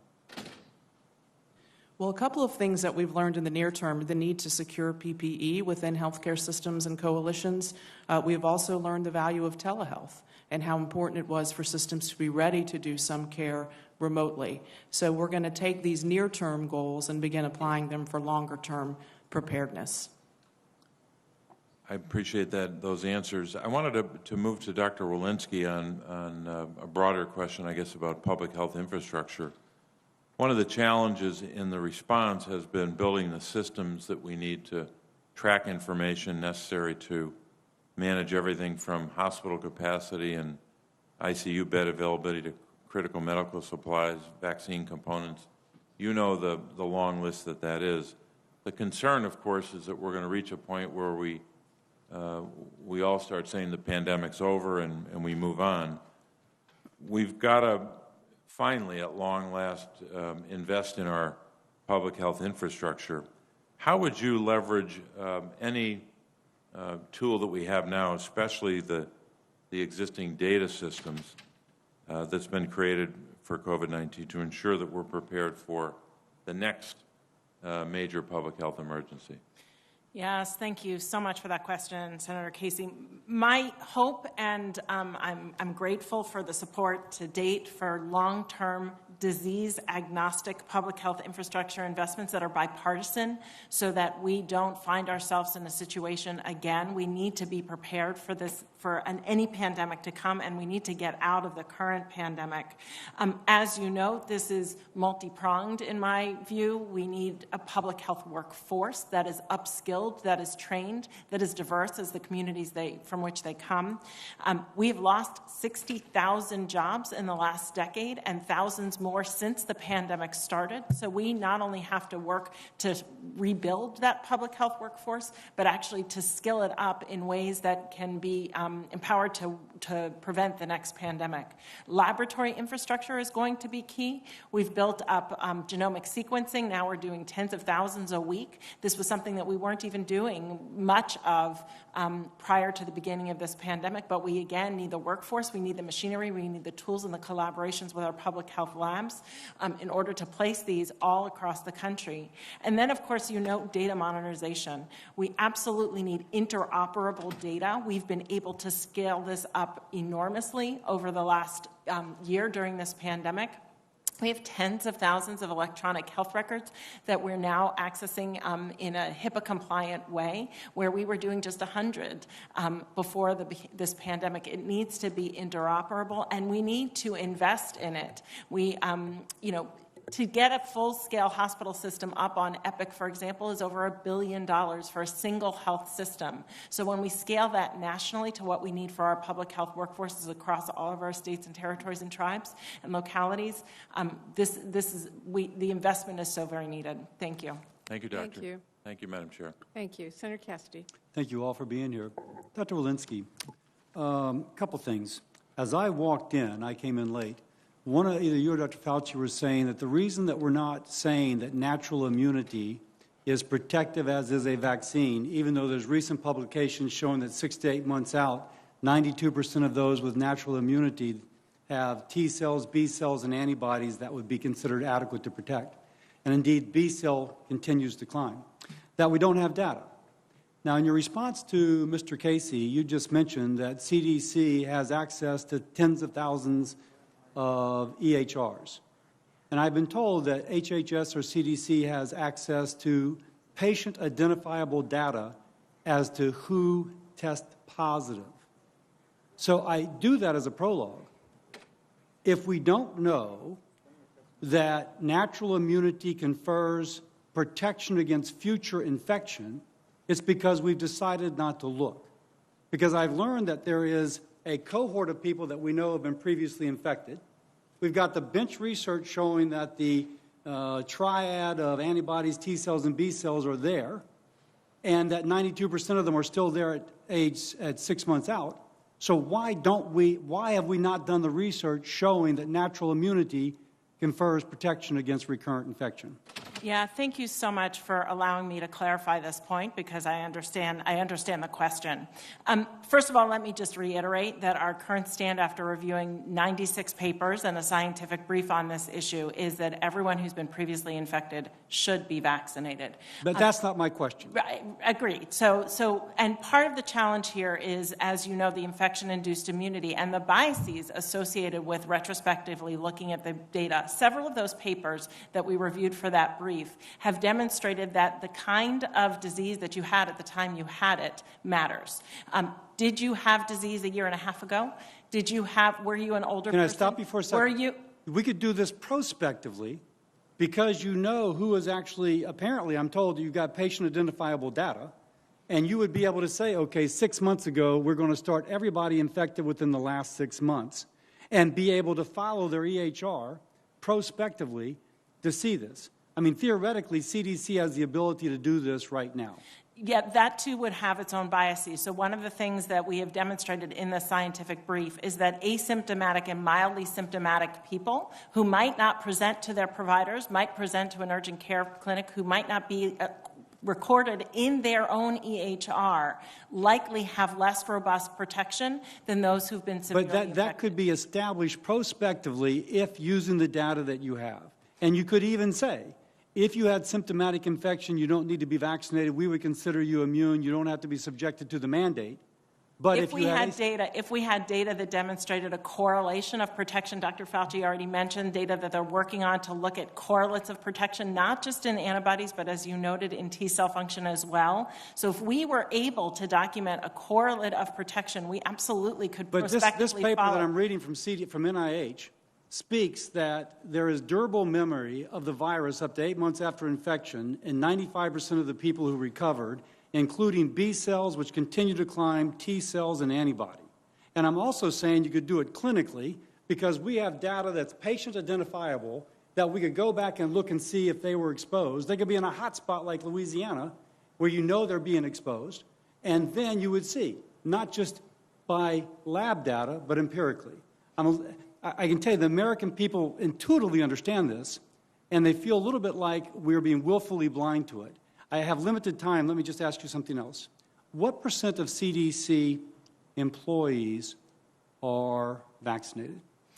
We're actively encouraging vaccination in all of our employees and doing a lot of education and outreach in order to get our agency fully vaccinated. And but the percent? I don't have that for you today. I'm told that some north of 75% of CDC employees at headquarters are still working remotely. Is that correct? We are following regulations through HHS and the federal government. No, that's not my question. I apologize to be rude, but I'm asking a very straightforward question. I've been told that north of 75% of employees at CDC headquarters are working remotely. Is that correct? Senator, I don't actually know the number off the top of my head. Okay, when you look down the hallway, are there empty desks? Are over 50% of the desks empty?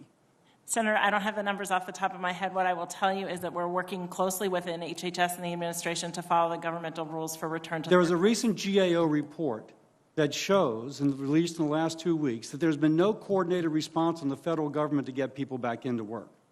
Now, if there's any agency that, since teachers in Fulton County are back at work, that the caseload of COVID in Fulton County is about 88. At its peak, it was 606. If what I've been told by someone who, frankly, kind of knows, that people in laboratories are not showing up.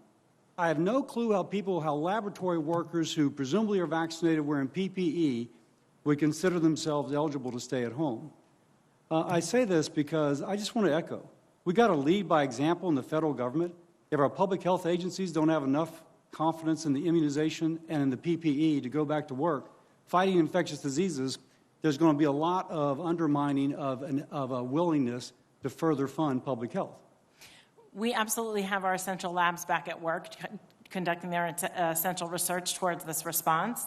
And we are following the regulations and providing technical assistance and technical support to the federal government for return to work policies. One more thing. Angus King and I had sent a letter dated February the 25th asking about genomic surveillance. We've still not received a response. You referenced it in your earlier remarks.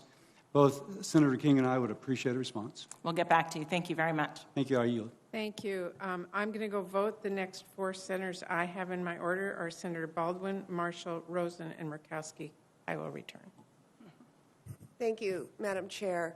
So we're here today to discuss the road ahead on the pandemic response, and I fear that that road will be a rocky one if we forget the lessons that we've learned thus far, particularly when it comes to our ability to make critical supplies like PPE in this country. A New York Times headline this summer declared, I quote, "A glut of Chinese masks is driving U.S. companies out of business." In response, I joined several of my colleagues in writing to the U.S. Trade Representative, Catherine Tai, to urge her to let tariff exclusions on Chinese PPE expire. The U.S. Trade Representative is currently weighing that decision. One reason these Chinese masks may be so cheap is that they are counterfeit, some of them. In fact, the FDA has pulled emergency use authorizations from several Chinese mask manufacturers. So I'm pleased that Asper plans to use the Defense Production Act funds to procure masks and the raw melt-blown material needed to make N95s from domestic sources. I worked to include that funding in the American Rescue Plan. However, government procurement can only support so much American industry. To retain a strong base of medical supply manufacturers and to reduce our reliance on foreign manufacturers as a whole, we need to prevent dumped and knockoff Chinese PPE from driving American manufacturers out of business as well. So first, Ms. O'Connell, are you concerned about the practice of dumping PPE from China, undermining the ability of domestic manufacturers to remain competitive in the U.S.? And if so, have you conveyed these concerns to the U.S. Trade Representative? Senator Baldwin, thank you so much for this important question. We do participate in an interagency process where various departments have had the opportunity to share our support. So yes, we have conveyed. Okay, Dr. Woodcock, the FDA has revoked authorizations for certain Chinese masks. Are you concerned that increased reliance on Chinese PPE will threaten the safety of U.S. healthcare workers? And if so, have you conveyed that concern to the U.S. Trade Representative? Yeah, well, I can't answer the last part of your question. I don't know. I will look into the U.S. Trade Representative. We are concerned about lower quality PPE coming from anywhere, and we have, of course, put in import alerts.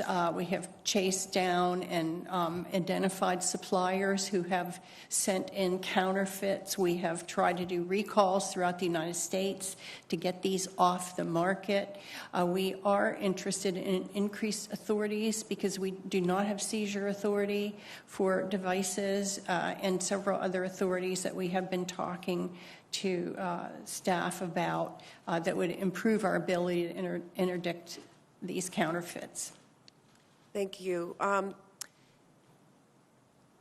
For Dr. Walensky, throughout the pandemic, we've heard about how gaps in the clinical and public health workforce have significantly hampered our response. In particular, we've long faced significant recruitment and retention issues among infectious disease clinical workforce and with health professionals who conduct outbreak preparedness and response activities. As this committee considers policies to better prepare for the next pandemic, I'm working to introduce the Biopreparedness Workforce Act with Senators Collins, Rosen, and Murkowski, which would create a new provider loan repayment program focused on encouraging students to pursue careers as infectious disease clinicians and biopreparedness professionals.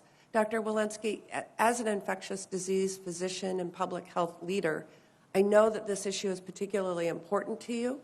And can you share your perspective on some of the serious workforce challenges I mentioned and how proposals to bolster this workforce might make a difference in responding to future outbreaks? Thank you so much for those efforts, for your support, and for that question. We know that about 80% of people leave medical school now with debt. About half of those actually have undergraduate debt as well. And the debt for an average medical student is about $215,000. In terms of going into the field of infectious diseases, it is one of the lowest paying fields for all of medicine, all of the subspecialties. In fact, in most hospitals, if you are an infectious disease provider versus a generalist, your salary is less as an infectious disease provider. If we are going to bolster the public health workforce with infectious disease physicians, this kind of support will be essential. Thank you.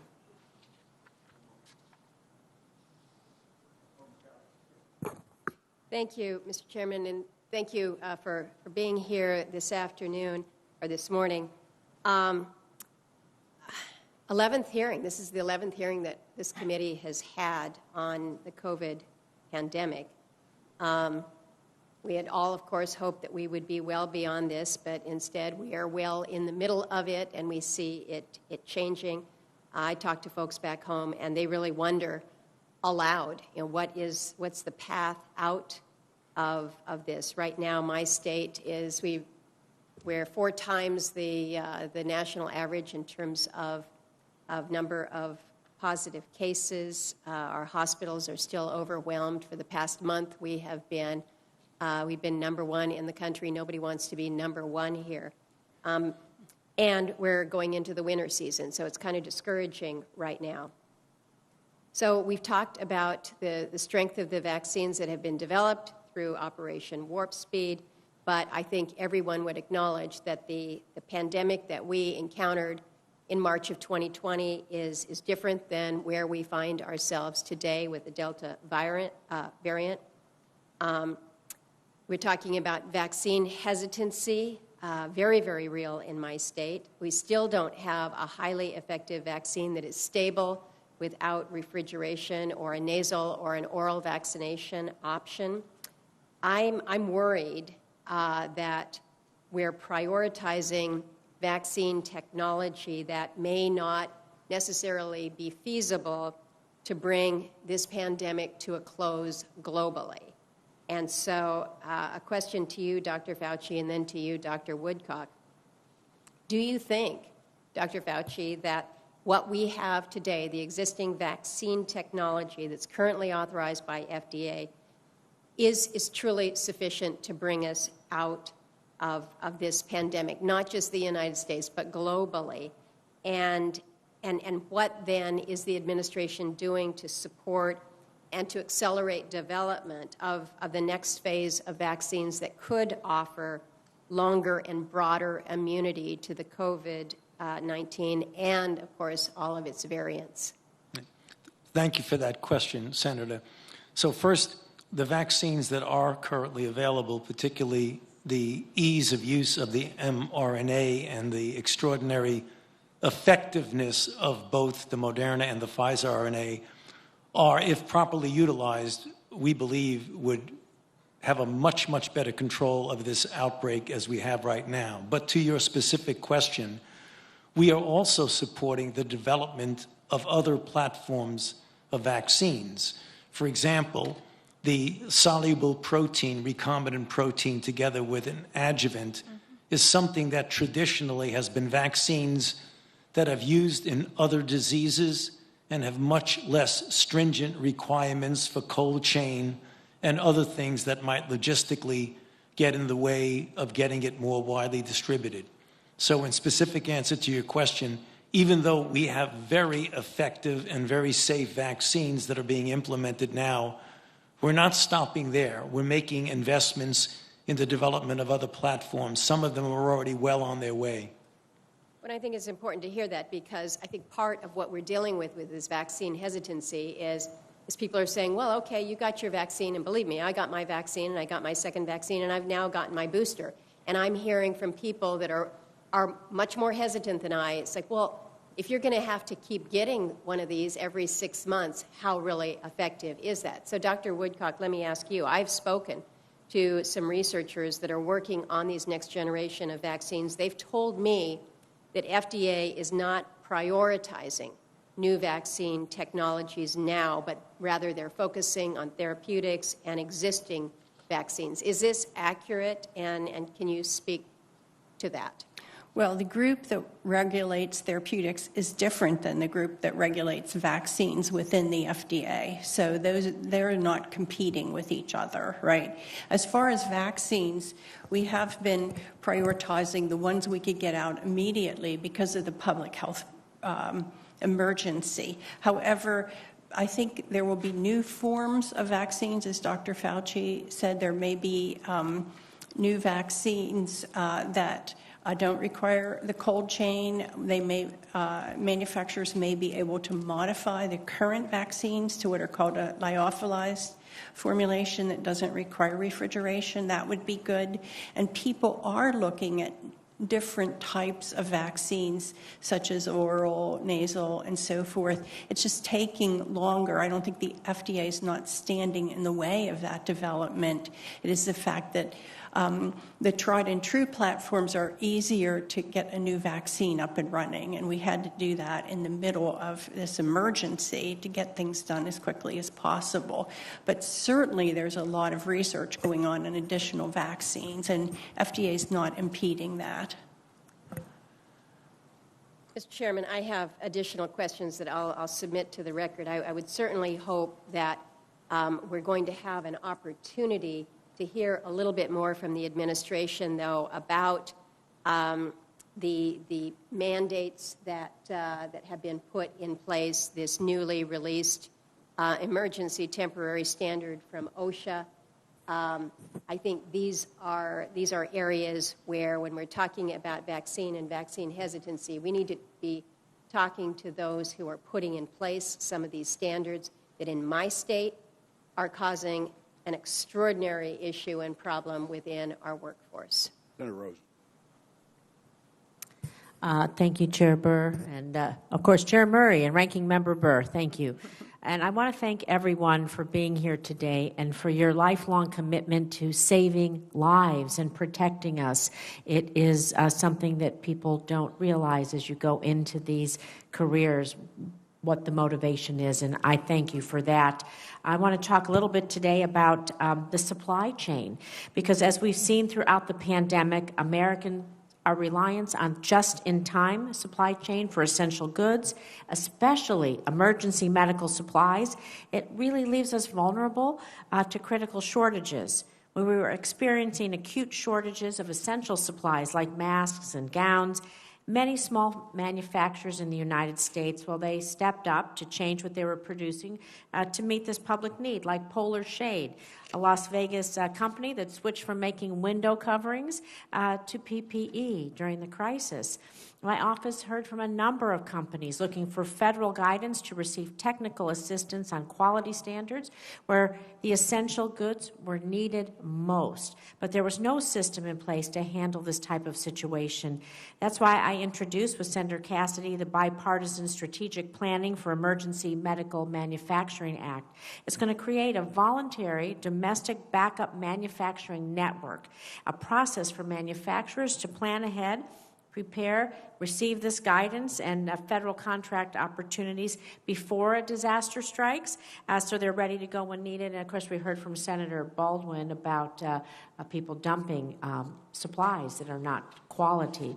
So, Ms. O'Connell, how did the gaps in our domestic supply chain, how did they hinder COVID-19, the initial response last year, and what gaps remain today? And I want to work with you on advancing a bipartisan solution to strengthen our networks. Senator Rosen, thank you so much for this important, for bringing up this important topic, and I would really look forward to working with you as well. So when the pandemic first started, we experienced something where the whole world wanted and needed the same supplies at the exact same time, and many of them were being made overseas. So in that time, thanks to a lot of funding that's come from Congress, we've been able to invest $1 billion in various domestic manufacturing efforts. Now, that doesn't fill all the gaps yet, but we're continuing to look at various projects and send money out the door. One of the things we're doing that I think you'll be interested in is creating a domestic warm base.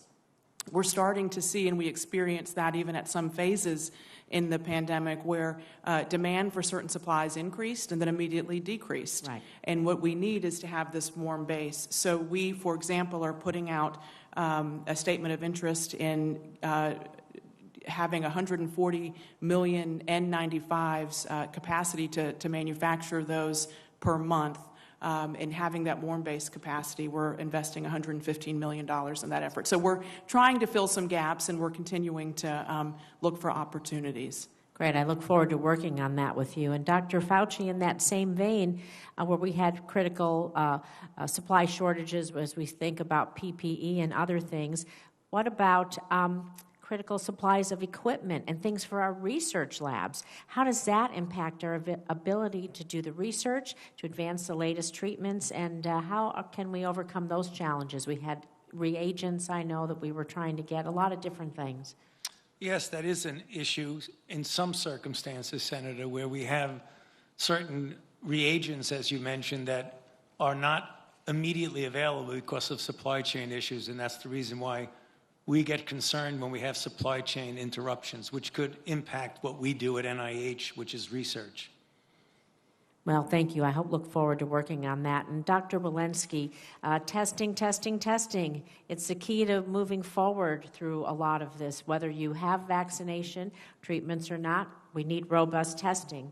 And a lot of people can't pay for the out-of-pocket. The turnaround can be slow. So what support is the federal government providing to help states increase their ability to have fast, reliable, and free testing when it comes to labs and staffing? That is critical for our economy, people to go back to work. Absolutely, and we've been working very closely with states and jurisdictions in order to roll out testing, and free testing support.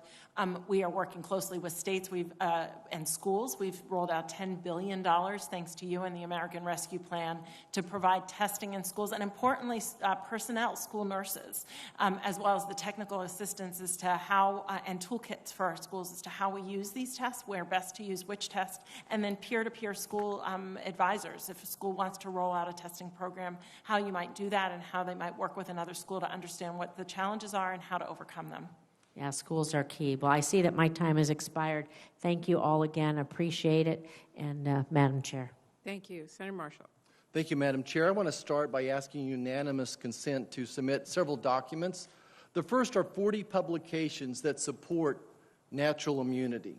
40 publications. The next I want to submit is the CDC briefing that Dr. Walensky was kind enough to bring to our attention. It was dated October 29th of this year, Science Brief, SARS-CoV-2 infection-induced and vaccine immunity, and want to call to everyone's attention, as the CDC points out here, the immunity provided by vaccine and prior infection are both high but not complete. The immunity provided by vaccine and prior infection are both high but not complete. And for now, the last, what I'd like to submit is something, the CDC's MMWR release volume 7, October 29, 2021, laboratory confirmed COVID-19 among adults hospitalized. Along with that, a review by a Dr. Martin Kuldorf, as well as some comments from some 20 physicians. I asked just to look at the study just with concerns about that particular study. Without objection.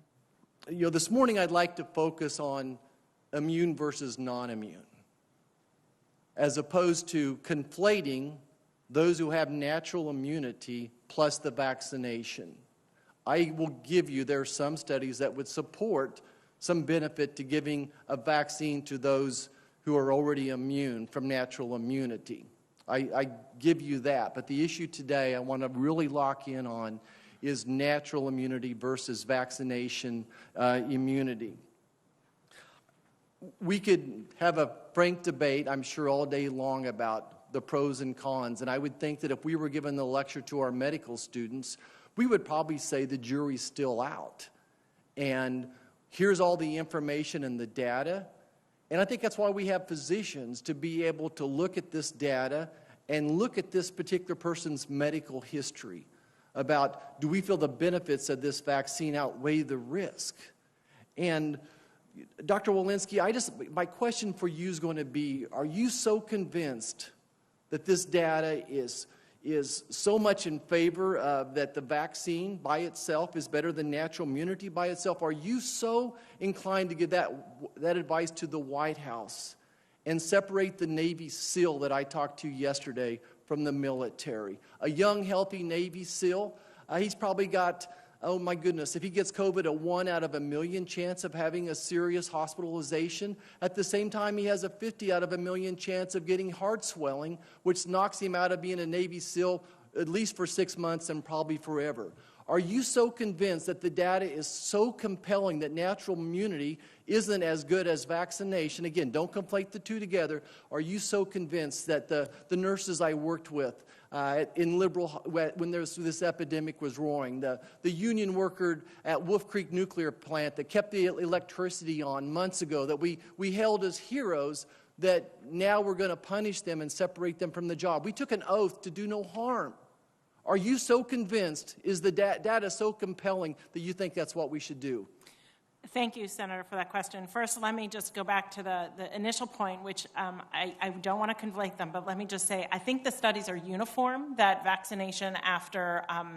That's not my question. Right, I understand That's that, but I not my want to make question. sure that we correct the record, because I do believe that you said some We studies. said I that think 3 times. I We think the get studies that. are uniform. Okay, so if we're looking at infection-induced immunity versus vaccine-induced immunity, and we did transparently put a full review of the literature that's out there, 96 studies. I think if we were talking to our medical students, we would tell them that we do not have a correlate of protection. We can't measure whether you are protected or not, and we do know by virtue of the fact that our vaccine-induced immunity studies know for certain a date that we can follow what those correlates of protection are in effectiveness studies, and we don't have the capacity. Not only do we not have a correlate of protection at an I antibody apologize. level, I need to move on. I apologize. Next, I want to submit for the record, ask unanimous consent. First of all, is an email from Peter Daszak dated July 11th, 2016. It says, "Dear Jenny, this is terrific. We're very happy to hear that our gain-of-function research funding pause has been lifted." Our gain-of-function funding pause has been lifted, along with, of course, the studies that go along with that. Dr. Fauci, who reviewed the grant proposal, and this is, of course, the one that's in the news, 1R01AI110964, project title, Understanding the Risk of Bat Coronavirus Emergence. Who reviewed the grant proposal? Who made the decision that the grant would not be subject to the pause of gain of function? Who came up with the language allowing exemptions to be made? Was it the awardee or EcoHealth? Senator, I'm not so sure what you're asking. You say that I do that? No, I'm asking who would make that type of decision? As to what? Who would decide to make a pause in the viral gain of function decision for this particular research policy, this research request, again, from EcoHealth? It's dated 5/27/2014, that Peter Daszak would respond. This is terrific. We're very happy to hear that our gain of function research funding pause has been lifted. Yeah. Yeah, who would make that decision? Okay, so I think conflating the words gain of function research pause, the question is, it was asked of the trained staff at the Institute if this research would fall under the pause for gain of function. And it was determined by trained staff that it did not, because at that time, there were 2 components of guardrails. There's the guardrail of prior to 2017, which is whether or not an experiment is designed to enhance the transmissibility or the pathogenesis. Right, we understand that. We've been through the depths. So that didn't rise to your level. Senator Marshall, your time has expired. We have 2 additional senators plus closing remarks. I think these are very important questions that America would like to know the answer to. And if you could submit them for the record, we could get a response. Will you commit, Dr. Fauci, to answering our questions that we're going to submit for the record? We always answer questions that are submitted to the record, of course. Thank you. Thank you. Senator Lujan. Thank you very much, Chair Murray and Ranking Member Burr. And I very much appreciate my colleagues' comments and attention to ensuring maximum vaccination in the United States, especially ensuring all American children who are eligible get vaccinated.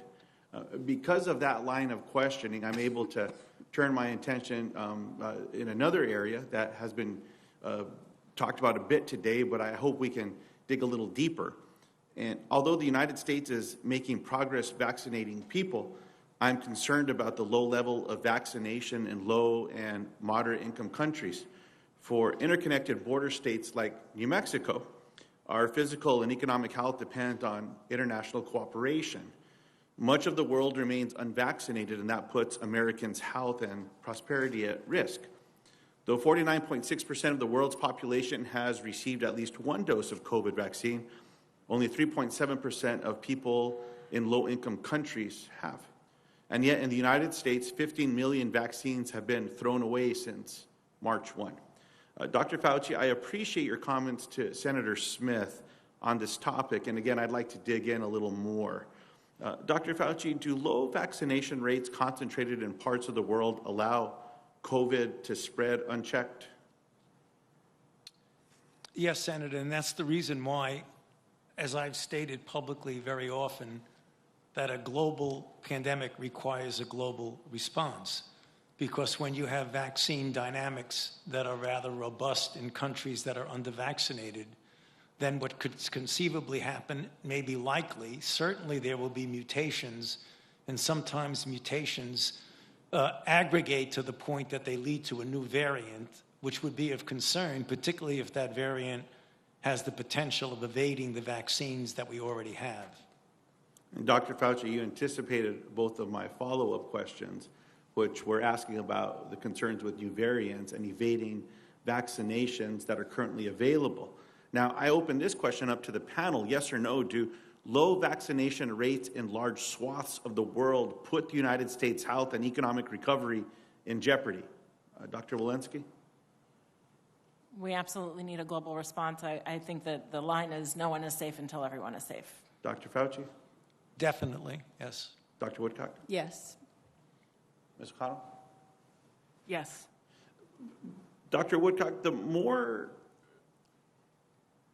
attention that is brought to this area, my question is, what more can be done or can we be doing in the United States to ensure countries have the data they need to approve vaccinations in country? During a recent visit with other colleagues, we found out that some countries had not yet approved vaccines that were available across the United States and in many parts of the world. Well, we post as much information as we can. We post our reviews, which have a large amount of information. The material that goes before the advisory committees is all posted. And also, we participate in an international collaboration called ICMRA that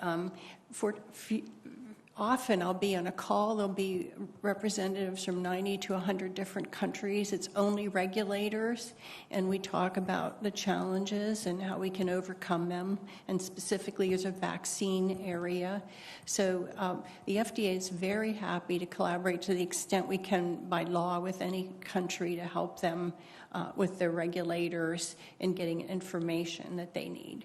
You said something very key there, that the FDA is happy to work with others as long as the law allows.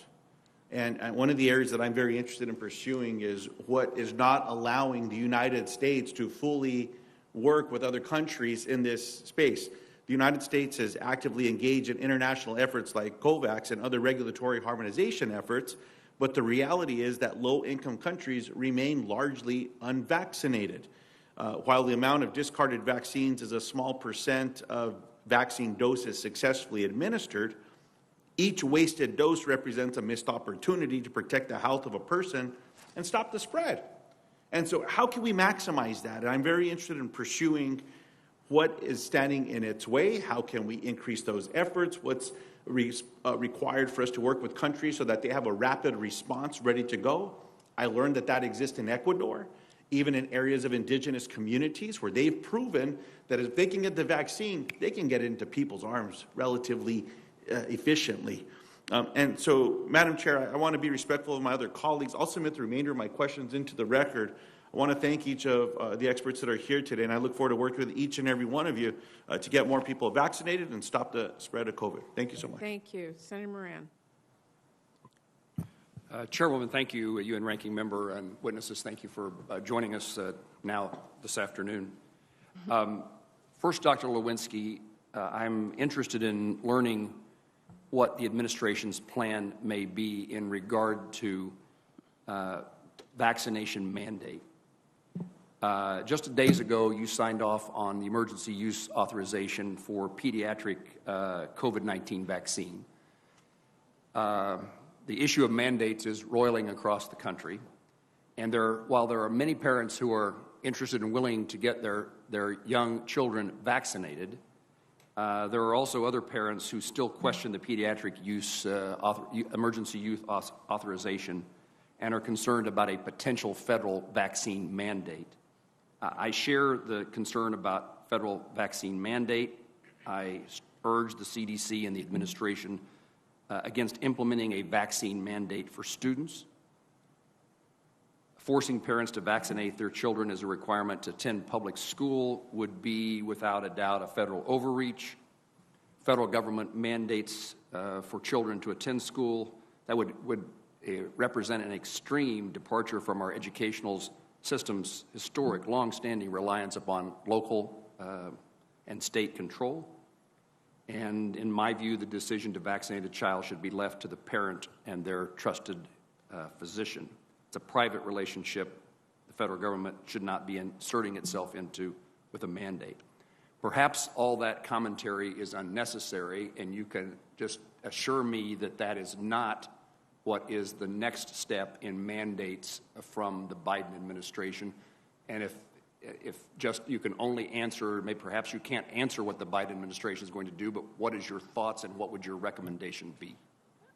Thank you, Senator Moran. I am delighted that this week we were able to strongly recommend that 28 million children receive a COVID-19 vaccine to prevent infection, to prevent severe disease, long COVID, multi-system inflammatory syndrome, as well as death in the children that we have seen between the ages of 5 and 11. Those recommendations are strong. They are after endorsement of the FDA's emergency use authorization.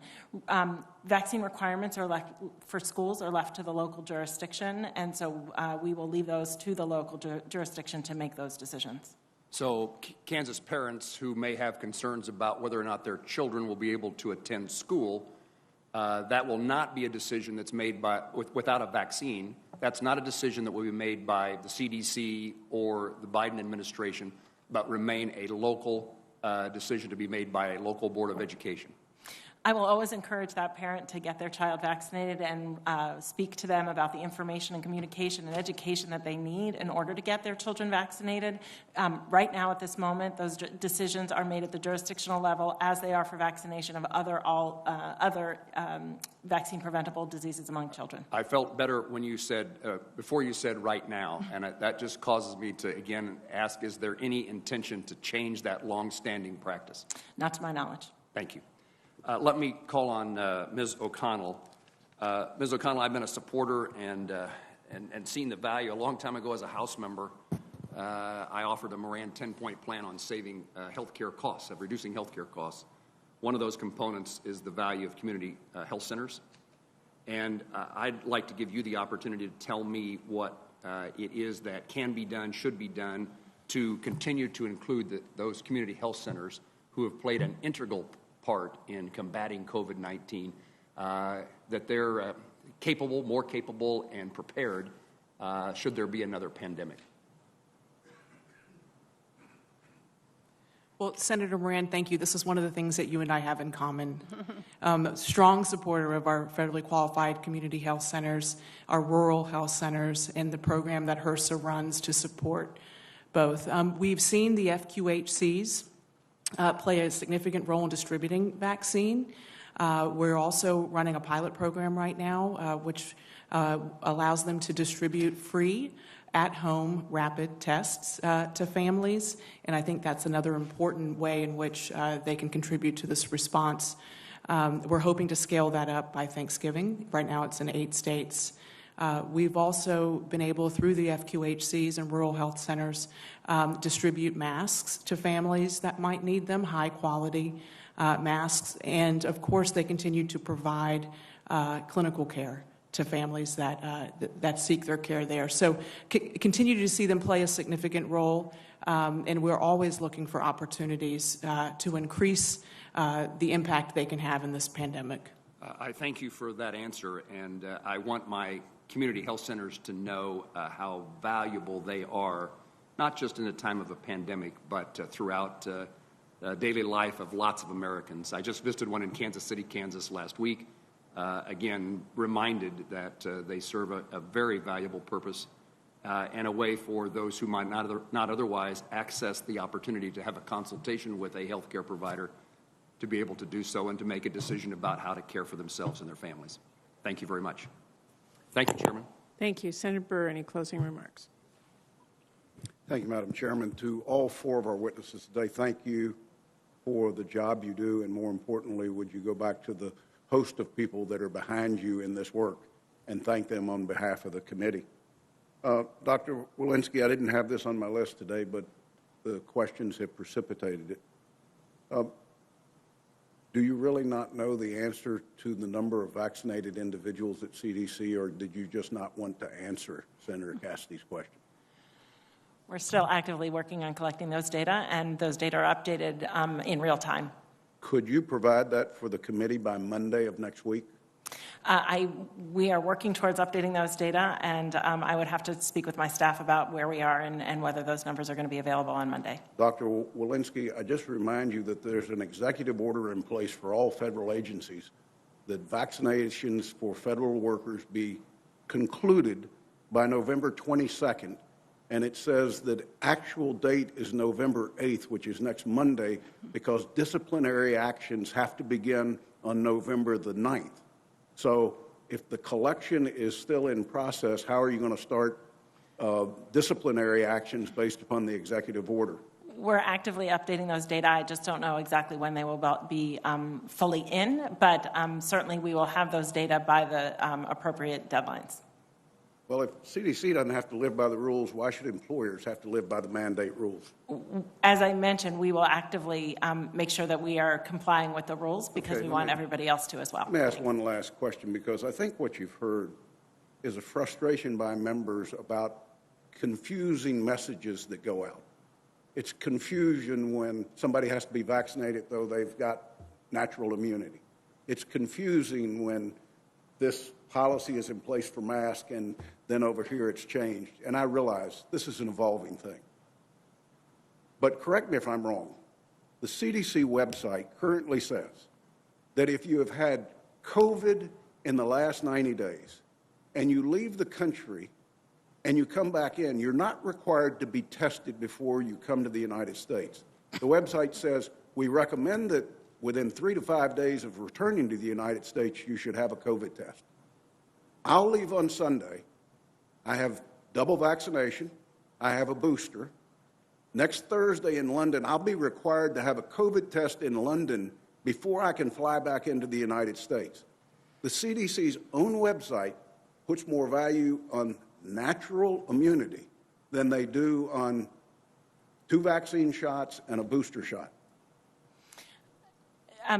Our guidance is intended, first of all, let me just say, I think our guidance is very simple when it comes to vaccination. It has nothing to do with whether you've been infected or not. We recommend everybody in this country be vaccinated with either 2 doses of a Pfizer or Moderna vaccine or a single dose of a Johnson & Johnson vaccine. It couldn't be more simple. Everyone should get vaccinated who is eligible to be vaccinated.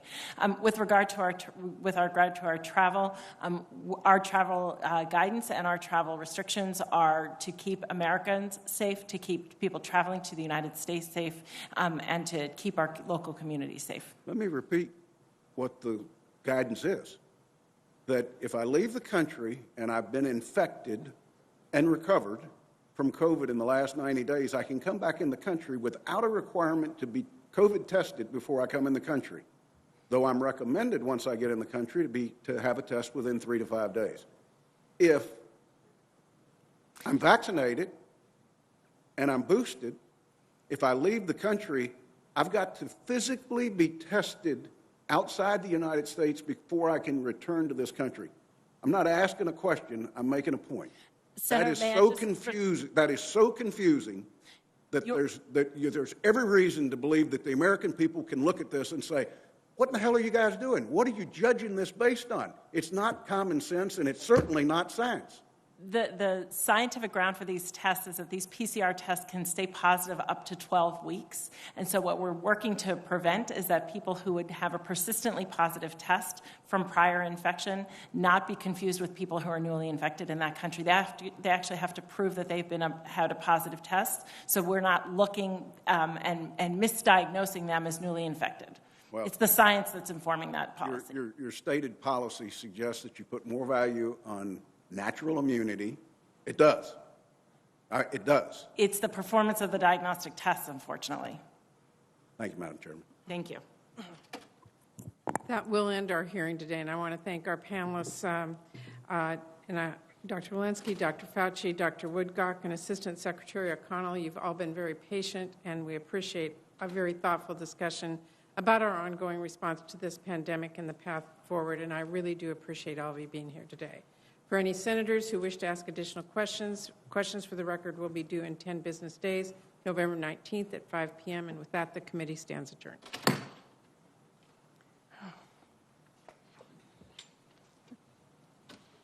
Rock and roll.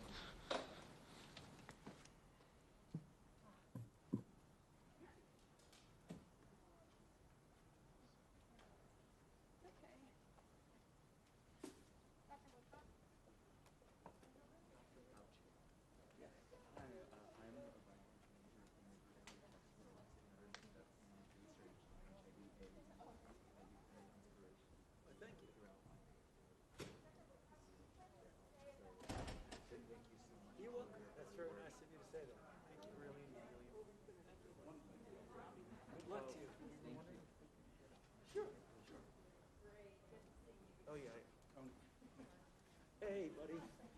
Thank you.